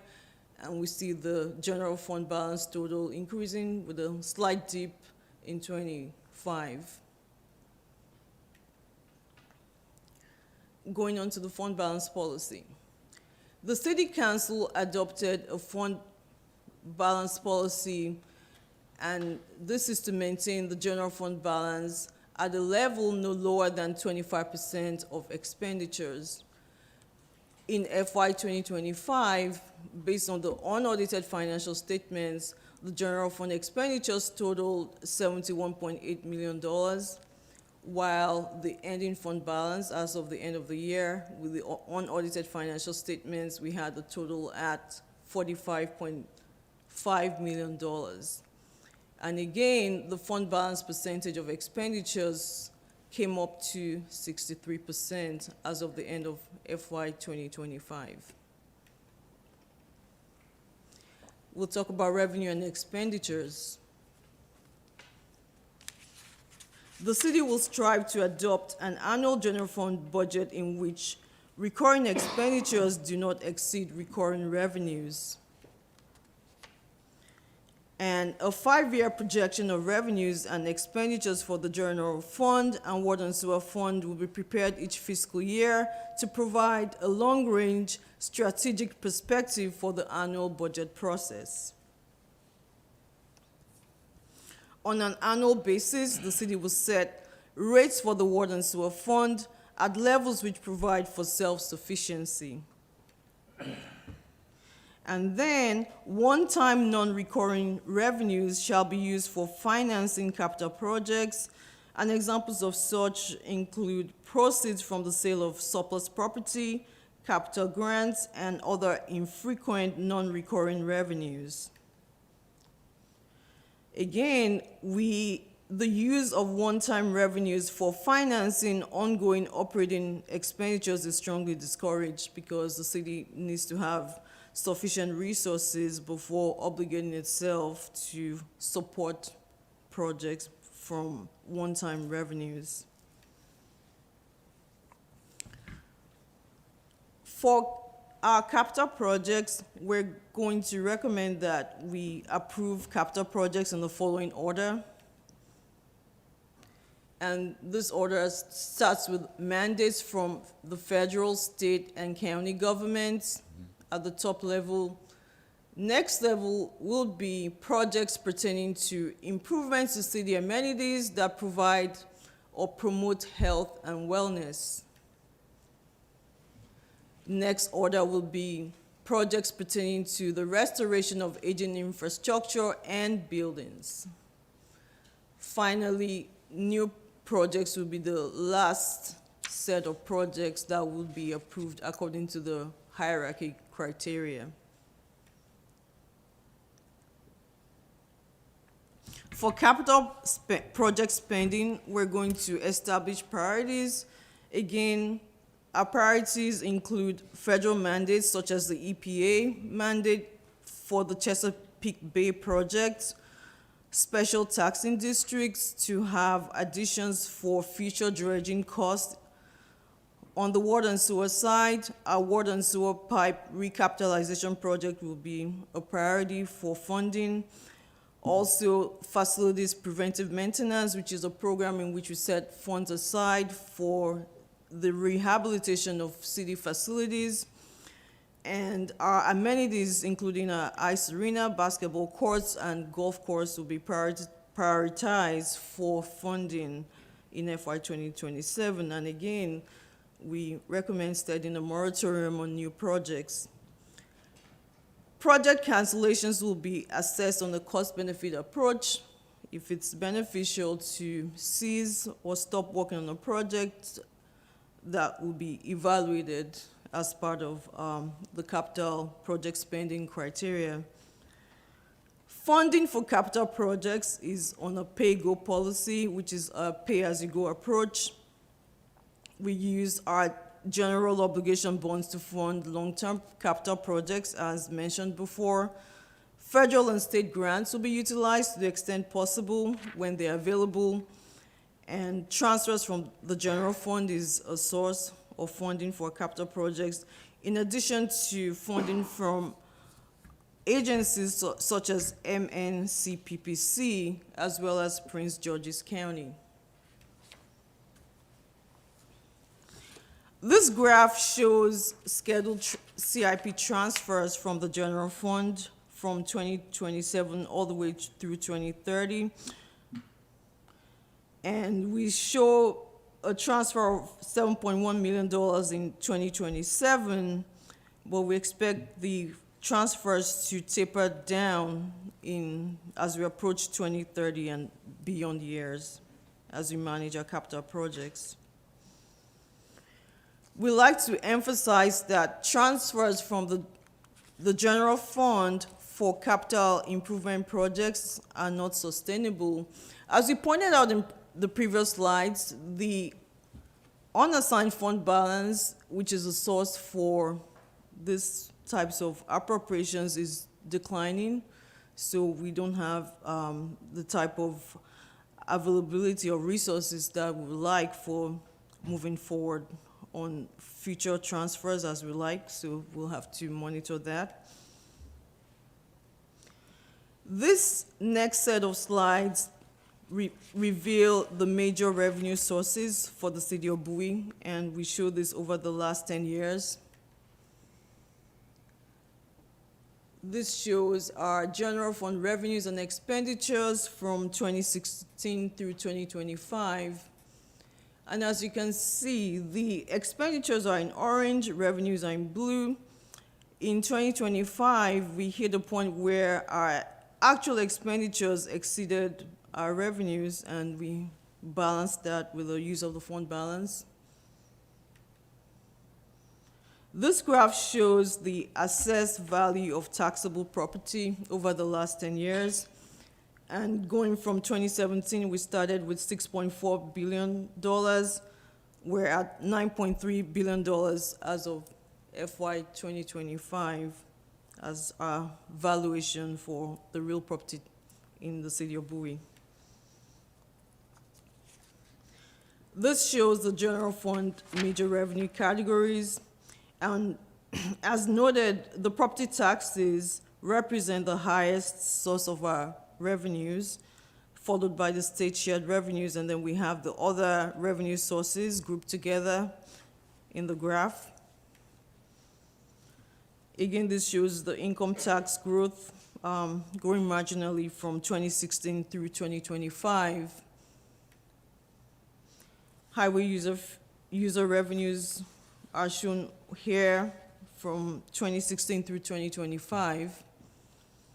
And then we have the revenues from our speed camera infractions growing from 2016 through 2025. We did have a small program expansion recently, and we have the revenues reflecting that. In terms of overall guidance for the FY 2027 budget, we'd like to state that the city's financial position is strong, as demonstrated by affirmation of the city's AAA bond rating from the rating agencies, Moody's, Standard & Poor's, as well as Fitch Ratings, and observing our general fund balance and unassigned fund balance as a percentage of general fund expenditures. Again, we were at 63.3% for the total general fund balance, and for the unassigned fund balance, we were at 20.5% as of the end of 2025, based on the unaudited financial statements. We show the property tax rates for different municipalities in Maryland. And as you can see, the city of Bowie's taxes the tax rate for the city of Bowie is the third lowest being the city of Gaithersburg, and then the highest being the city of Hagerstown at 1.057. And this graph depicts our water rates. The city of Bowie is slightly below WSSC as far as water rates are concerned, and we have the highest rates coming from Carroll County based on the graph, with the lowest rates coming from Hagerstown Utility Services.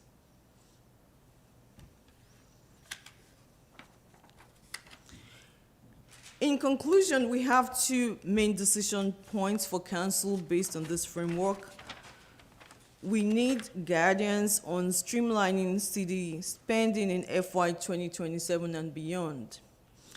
As we show, and as we've shown before, we see that expenditures have outpaced revenues, and we notice that the city has a declining unassigned fund balance of about $14 million as of the end of FY 2025. And we have been using the fund balance to balance the budget since the city has a balanced budget mandate. Actual expenditures usually end up lower due to ongoing vacancies throughout the year, as well as project delays. So the actual use of the fund balance often falls below the budgeted use. The second point is that we'll need guidance regarding the property tax rate for FY 2027. And that concludes my presentation this evening. Mr. Mayor, before we get started, I'd like to say three things. Go ahead, City Manager. There's two things significantly impacting our expenditures. In particular, the inflation rate. And a classic example, I don't really pay attention to grocery shopping, but I did one day about 3 years ago. And I realized that as a result of the inflation that occurred after COVID-19, something I paid $85 for was costing me $115. Also, in a more focused context, before COVID-19, a trash truck, for which we have 19, because we have a major trash and recycling operation, cost $190,000 in 2019. One of them costs $300,000+ today, and there's nowhere to protest, nowhere to complain. We simply have to get in line to get one of them because we have to have them, and everything. With all the costs here, the cost and higher wages throughout the country, that's a reality. So we have these 400+ people to deliver these services that our residents demand. We have to get the people, buy the equipment, hire the contractors, and manage the projects. I just want to say that before you, City Council, starts doing your thing here tonight. So we do need guidance and direction, and so that when I start my slicing and dicing before we get to you, I'll know what the priorities are. Thank you. Thank you, City Manager, for that. And thank you so very much for the report. I think it brings some clarity of the challenge we face from a budgetary standpoint. I think it shows the trends we've all seen and happened, but it's always good to have it right there and to visualize what's going on with this. So I think I will save some of my comments and questions until after I allow my colleagues, if they have any at this time. Would anyone like to comment? I have a comment. Councilwoman Rogers? Certainly, thank you. And City Manager, I appreciate your comments because it really does put into context for me what we're up against over the next probably 2, 3, 4 years or so, because I can only see it going up and not coming down, I mean, technically. But one of the things that I've talked about in the past is around strategic planning and budgeting. And during the Christmas holidays, I did have an opportunity to talk to a couple folks that are very much involved in municipality and municipality budgeting. And when I talked about what I was trying to put my hands around, they kind of summed it up to priority-based budgeting. And I believe that we do a great job from the city level with what we have. What we have not been able to do, and you're just asking for it, is as a council come up with priorities that we want the city to focus on, so that those would be those things that we try to figure out how to budget for in an environment whereby it's very difficult to really estimate or have an idea of how much something may cost today versus tomorrow. It's my understanding that oil prices were down this weekend, they went up this morning. These things you cannot gauge very well, but if there is, and this is not for you guys, it's more for us, if we have some type of strategy, vision with priorities that we align with our budget, and we do it pretty well with capital budgeting, that looks really, really good to me, but there are other things I think that we can do as the council to kind of tighten this up so that it is very clear, these are our priorities, city manager, for the year, and therefore, those are the things that you'll have to budget for.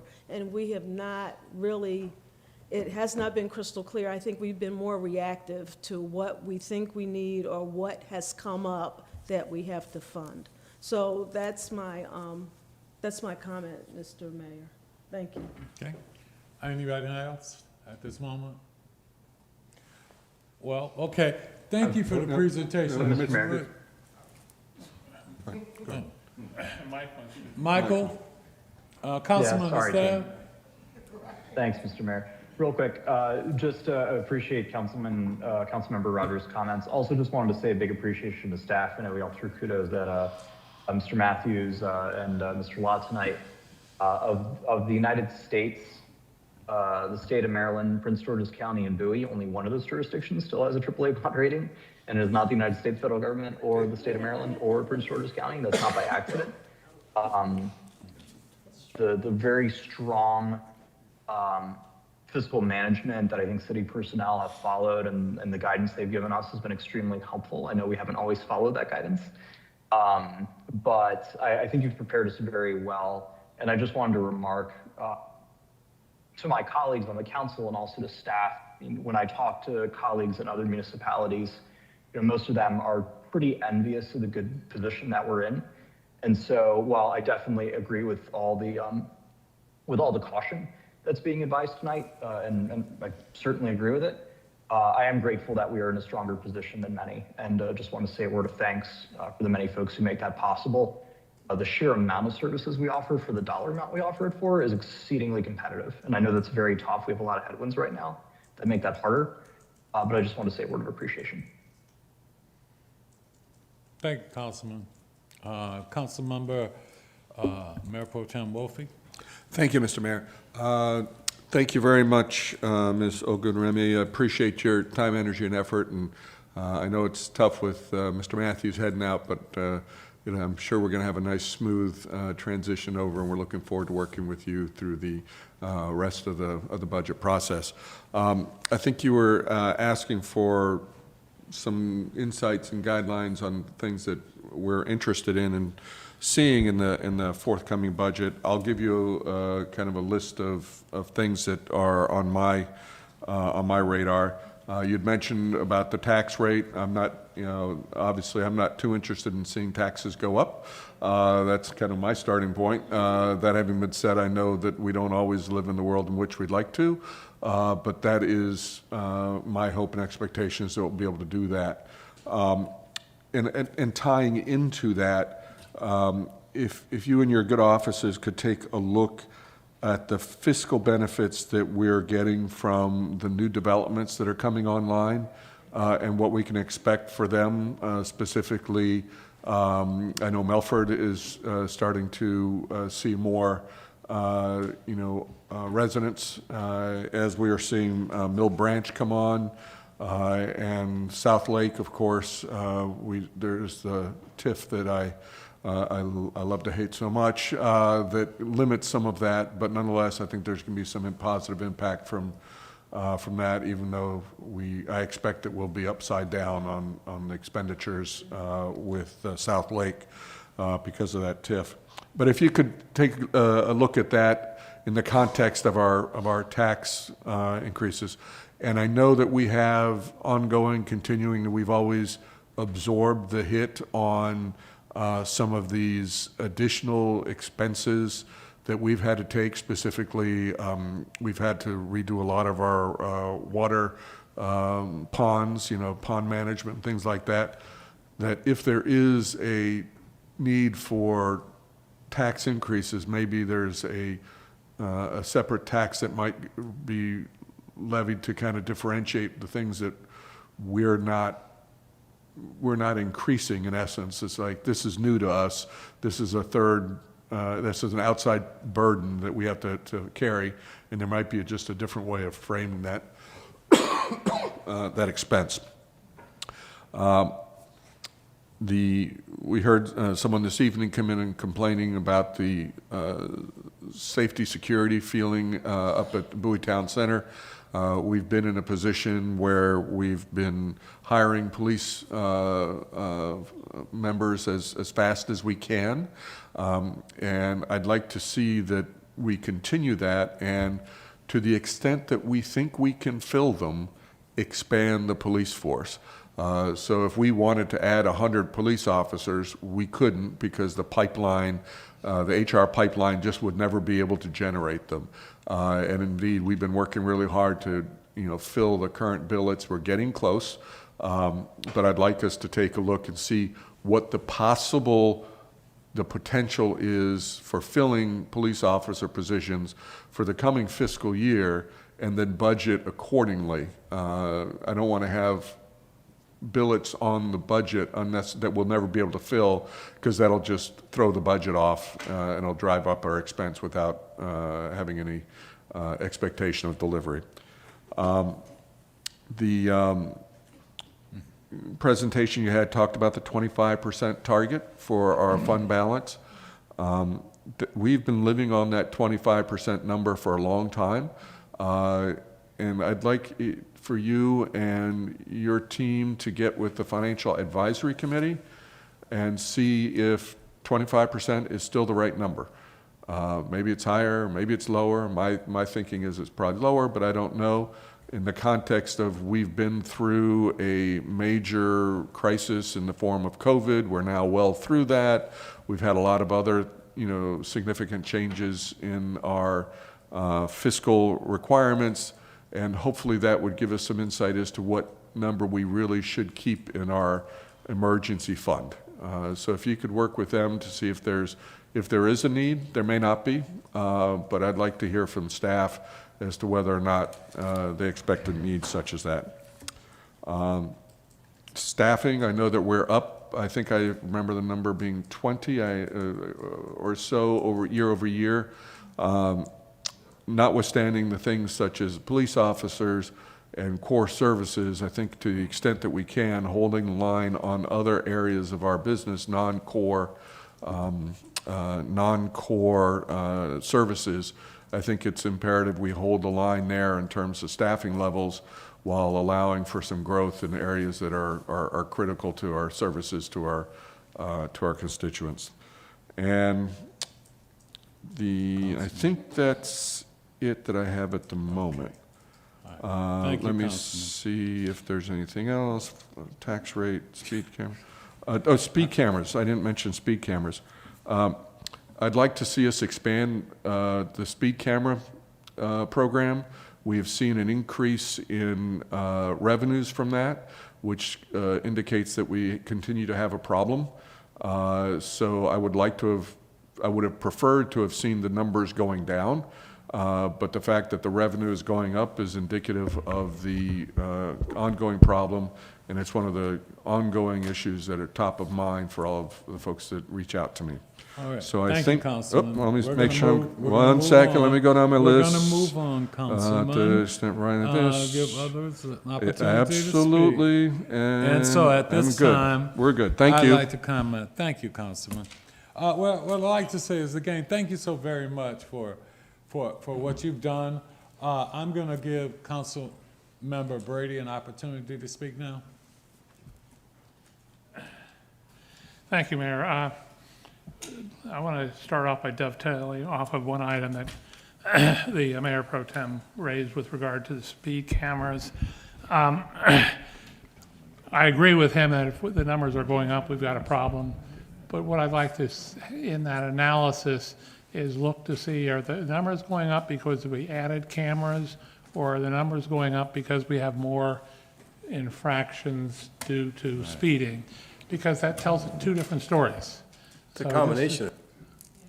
Sorry. It's a combination of the two. And- We did and- increase the number of cameras, so therefore, we're Exactly. monitoring more places and more violations. Right.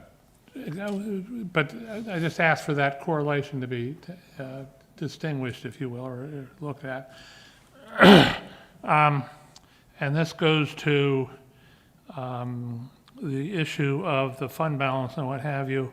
I can tell you in the late 90s, we were approached and asked to build a senior center, and the biggest argument, besides the fact that the seniors had an excellent proposal, was the fact that our fund balance was 54 or 56%. And we ended up, over a 3-year period, building not only the senior center, but also the gymnasium. We paid about almost $8 million cash out of the fund balance. And when those two projects were done, our fund balance was still over 50%. The uniqueness of that situation was the fact that at that point in time, that was the start of a lot of growth in the city. A lot of the restaurants came in, Bowie Town Center came in, and we saw increased revenue due to the commercial component. Now, one of the things we really need to look at, and we'll start the discussion on the 20th, and that is a really structured, really, if you might say, powerful economic development approach. And one of the items there is the establishment of a corporation. But more importantly, I think we need to look at staffing and what they do and the manpower loading for that. If we expend money on that and we can result and see revenue increasing because of commercial activity, then it's kind of a whitewash between the two.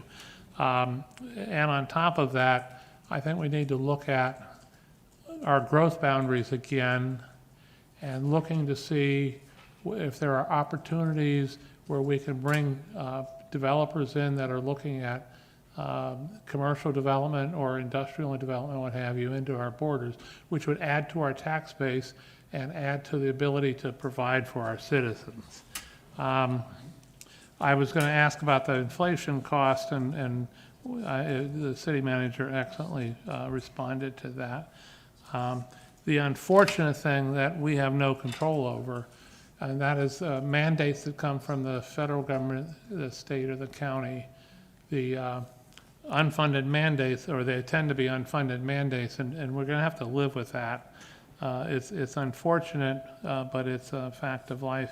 And one concern is as the state's economy turns, they've tended over the last 20 to 30 years to rob from the highway user fund in order to pay state. So that's always going to be a challenge there. So we need to work with our delegation to ensure that doesn't happen. We need to work with our delegation to look at new and alternative revenue coming in. And with regard to that, I know the State Senator Watson a year ago suggested that we ought to look to installing solar panels on part of the racetrack property in order to generate revenue. I think that's a good idea. I think maybe as we look at putting solar panels on the roof of different city buildings, we ought to look to go further than what's proposed in order to generate more. We've got a property off of Church Road that I think would be excellent. I think the neighbors would love to have a solar panel farm on that 20 acres. Those things could generate revenue for the city, and there's a possibility that the one at the racetrack could help in mediating the contamination up there if we do it right. Councilman, if you don't mind, I'd like to pass on to others, and if we need to come back, I will. Sure, okay, come back. That's fine. Councilman Truesdale? Thank you, Mr. Mayor. First of all, I just want to make a public announcement. I'm having some constituents saying that the meeting is going in and out on the website and online. So I'm not sure if it's clear now, but I do want to echo my colleague in terms of us using some of our resources, some of our land to develop, economic resources such as Church Road and solar farms, as well as our public safety is so important. Being in District 3, one of the biggest economic development engines in the entire city, as my constituent was saying earlier in the presentation, it's an important priority that we should continue to increase and find new creative ways to combat, safety in our city. Thank you, Mr. Mayor. Thank you, Councilman. Councilwoman Ndabamadu. Thank you so much, Mr. Mayor. I really appreciate, why is this so far? Sorry. I really appreciate the comprehensive overview and presentation that was shared tonight. I know that you need some consolidated inputs on direction, so I'll just give you some takeaways on behalf of District 4. I think the two things that I want to prioritize in this budget cycle is homeowner protection. So I echo the comments of Mayor Pro Tem Wolfley around our residential tax base and making sure that we look at not increasing the tax bill on our residents. There's been a lot of job loss last year. So we just really need to prioritize that. Then number two, I do think that a big focus for me this budget cycle is on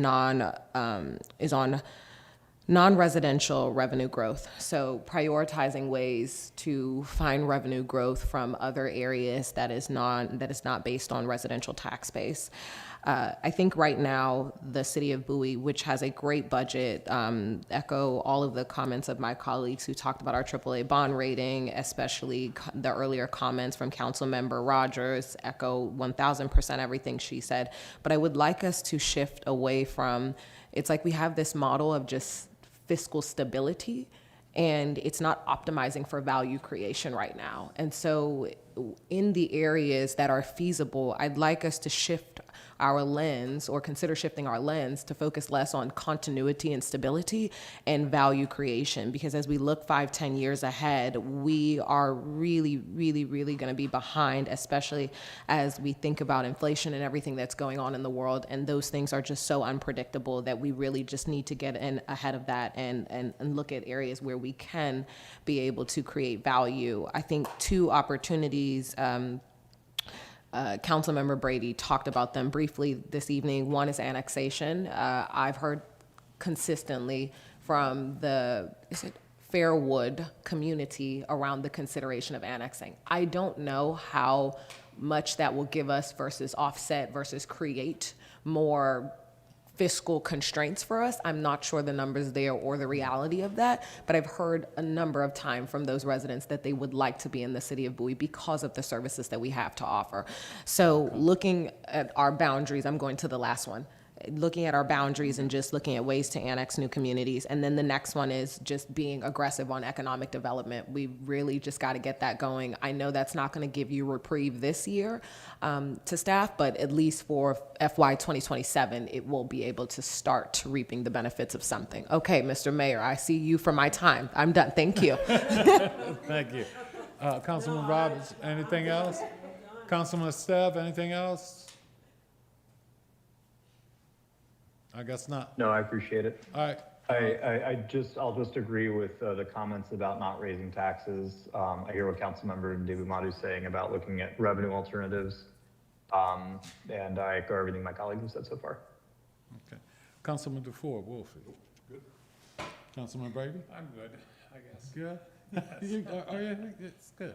I just want to, for those who see, I just want to make sure that all the council members get a chance to voice their concern and make sure we come back around. And that's simply what that is. I'll close it out by a couple of comments. And on a positive note, I think it's important that we realize that though the strategic outlook by some may be a little different, I think we've done a good job as a city. I think we've done a good job when you look at our CIP and other things of giving us that direction and what we need to do on infrastructure and other things. I do believe that it is challenging for us at times because things pop up. And we need to make sure that we're all on one accord in general of where we're going with that. So I appreciate that. For those who have been watching the budget in the past, you do see that with each organization within the city government, they talk about what they plan to accomplish that year.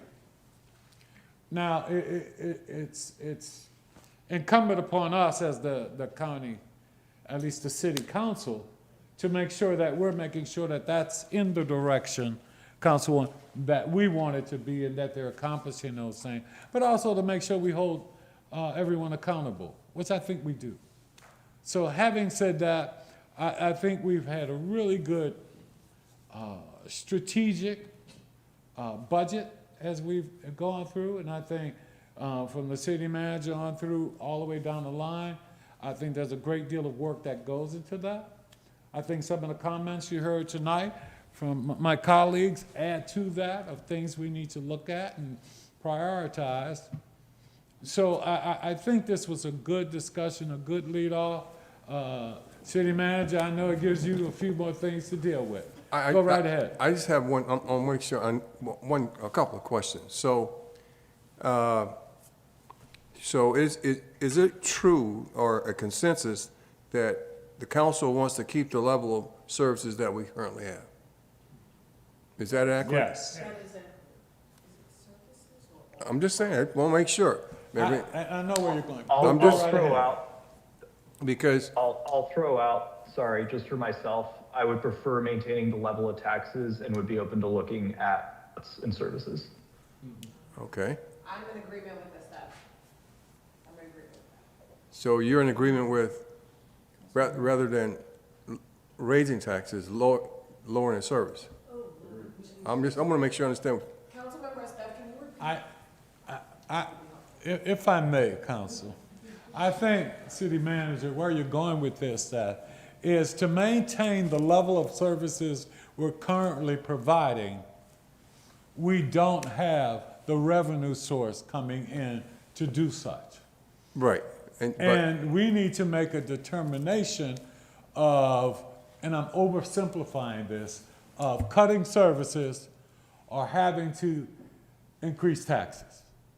That's just the bottom, that's the basic line. But what we're looking at, I think, is what we're trying to get is a creative way to do that.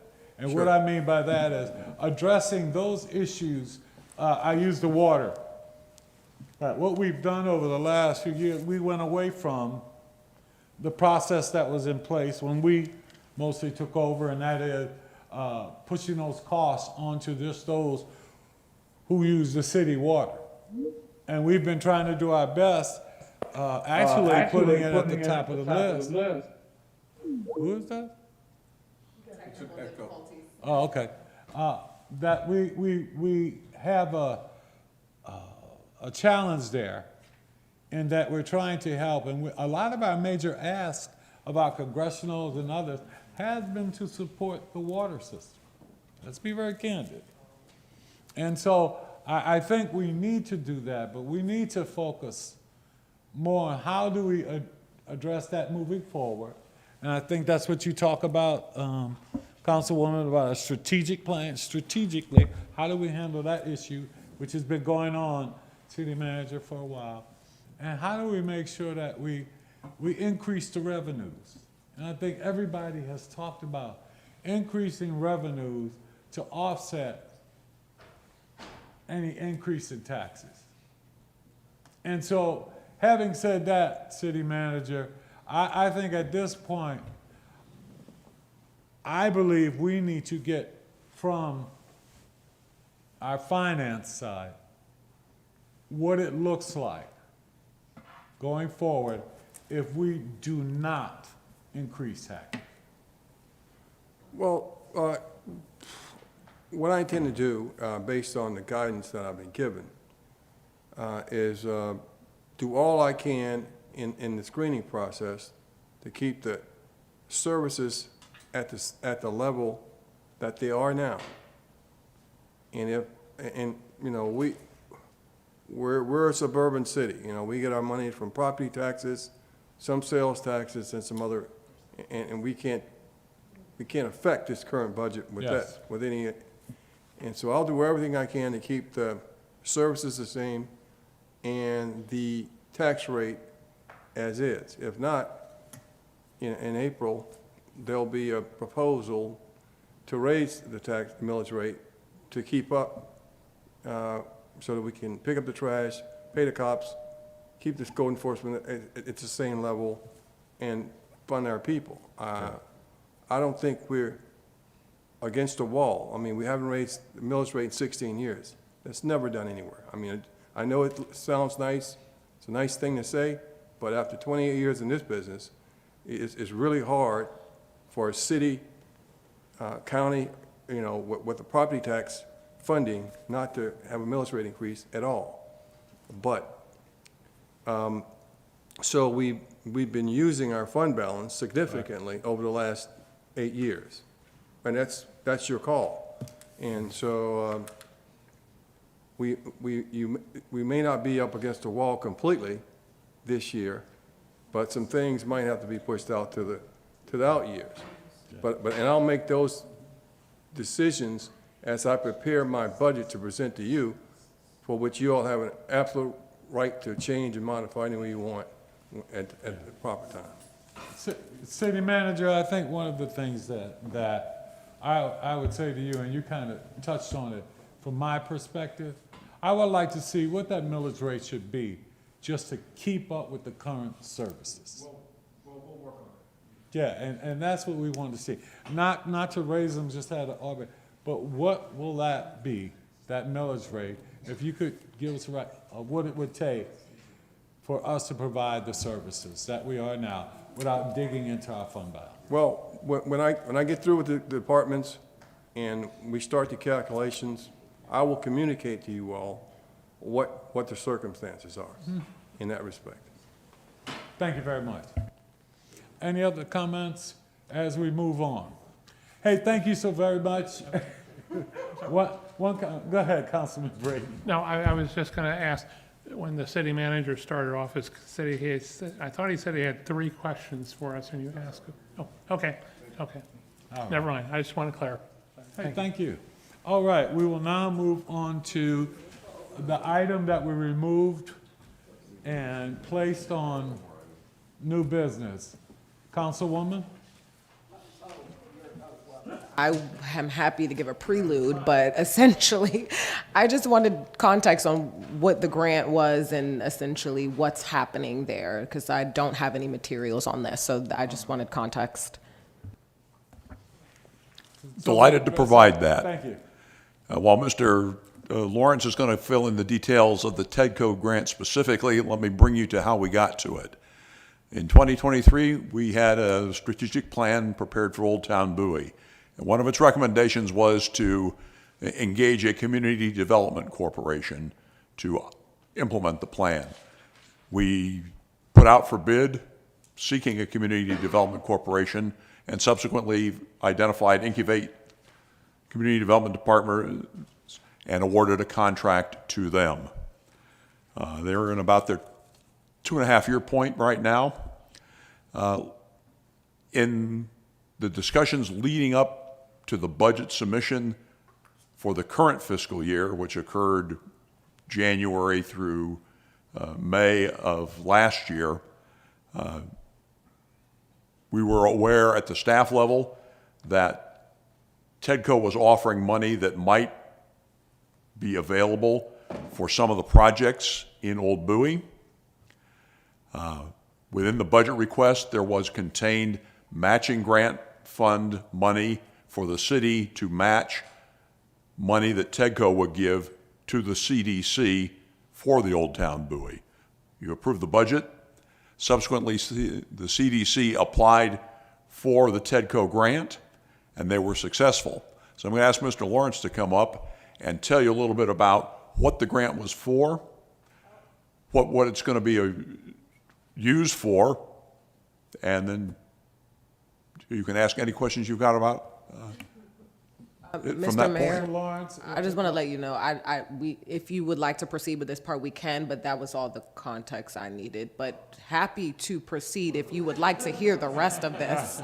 But if you're done, if that answer, any other questions from anyone? One real quick Councilman Brady? and Mr. Henry.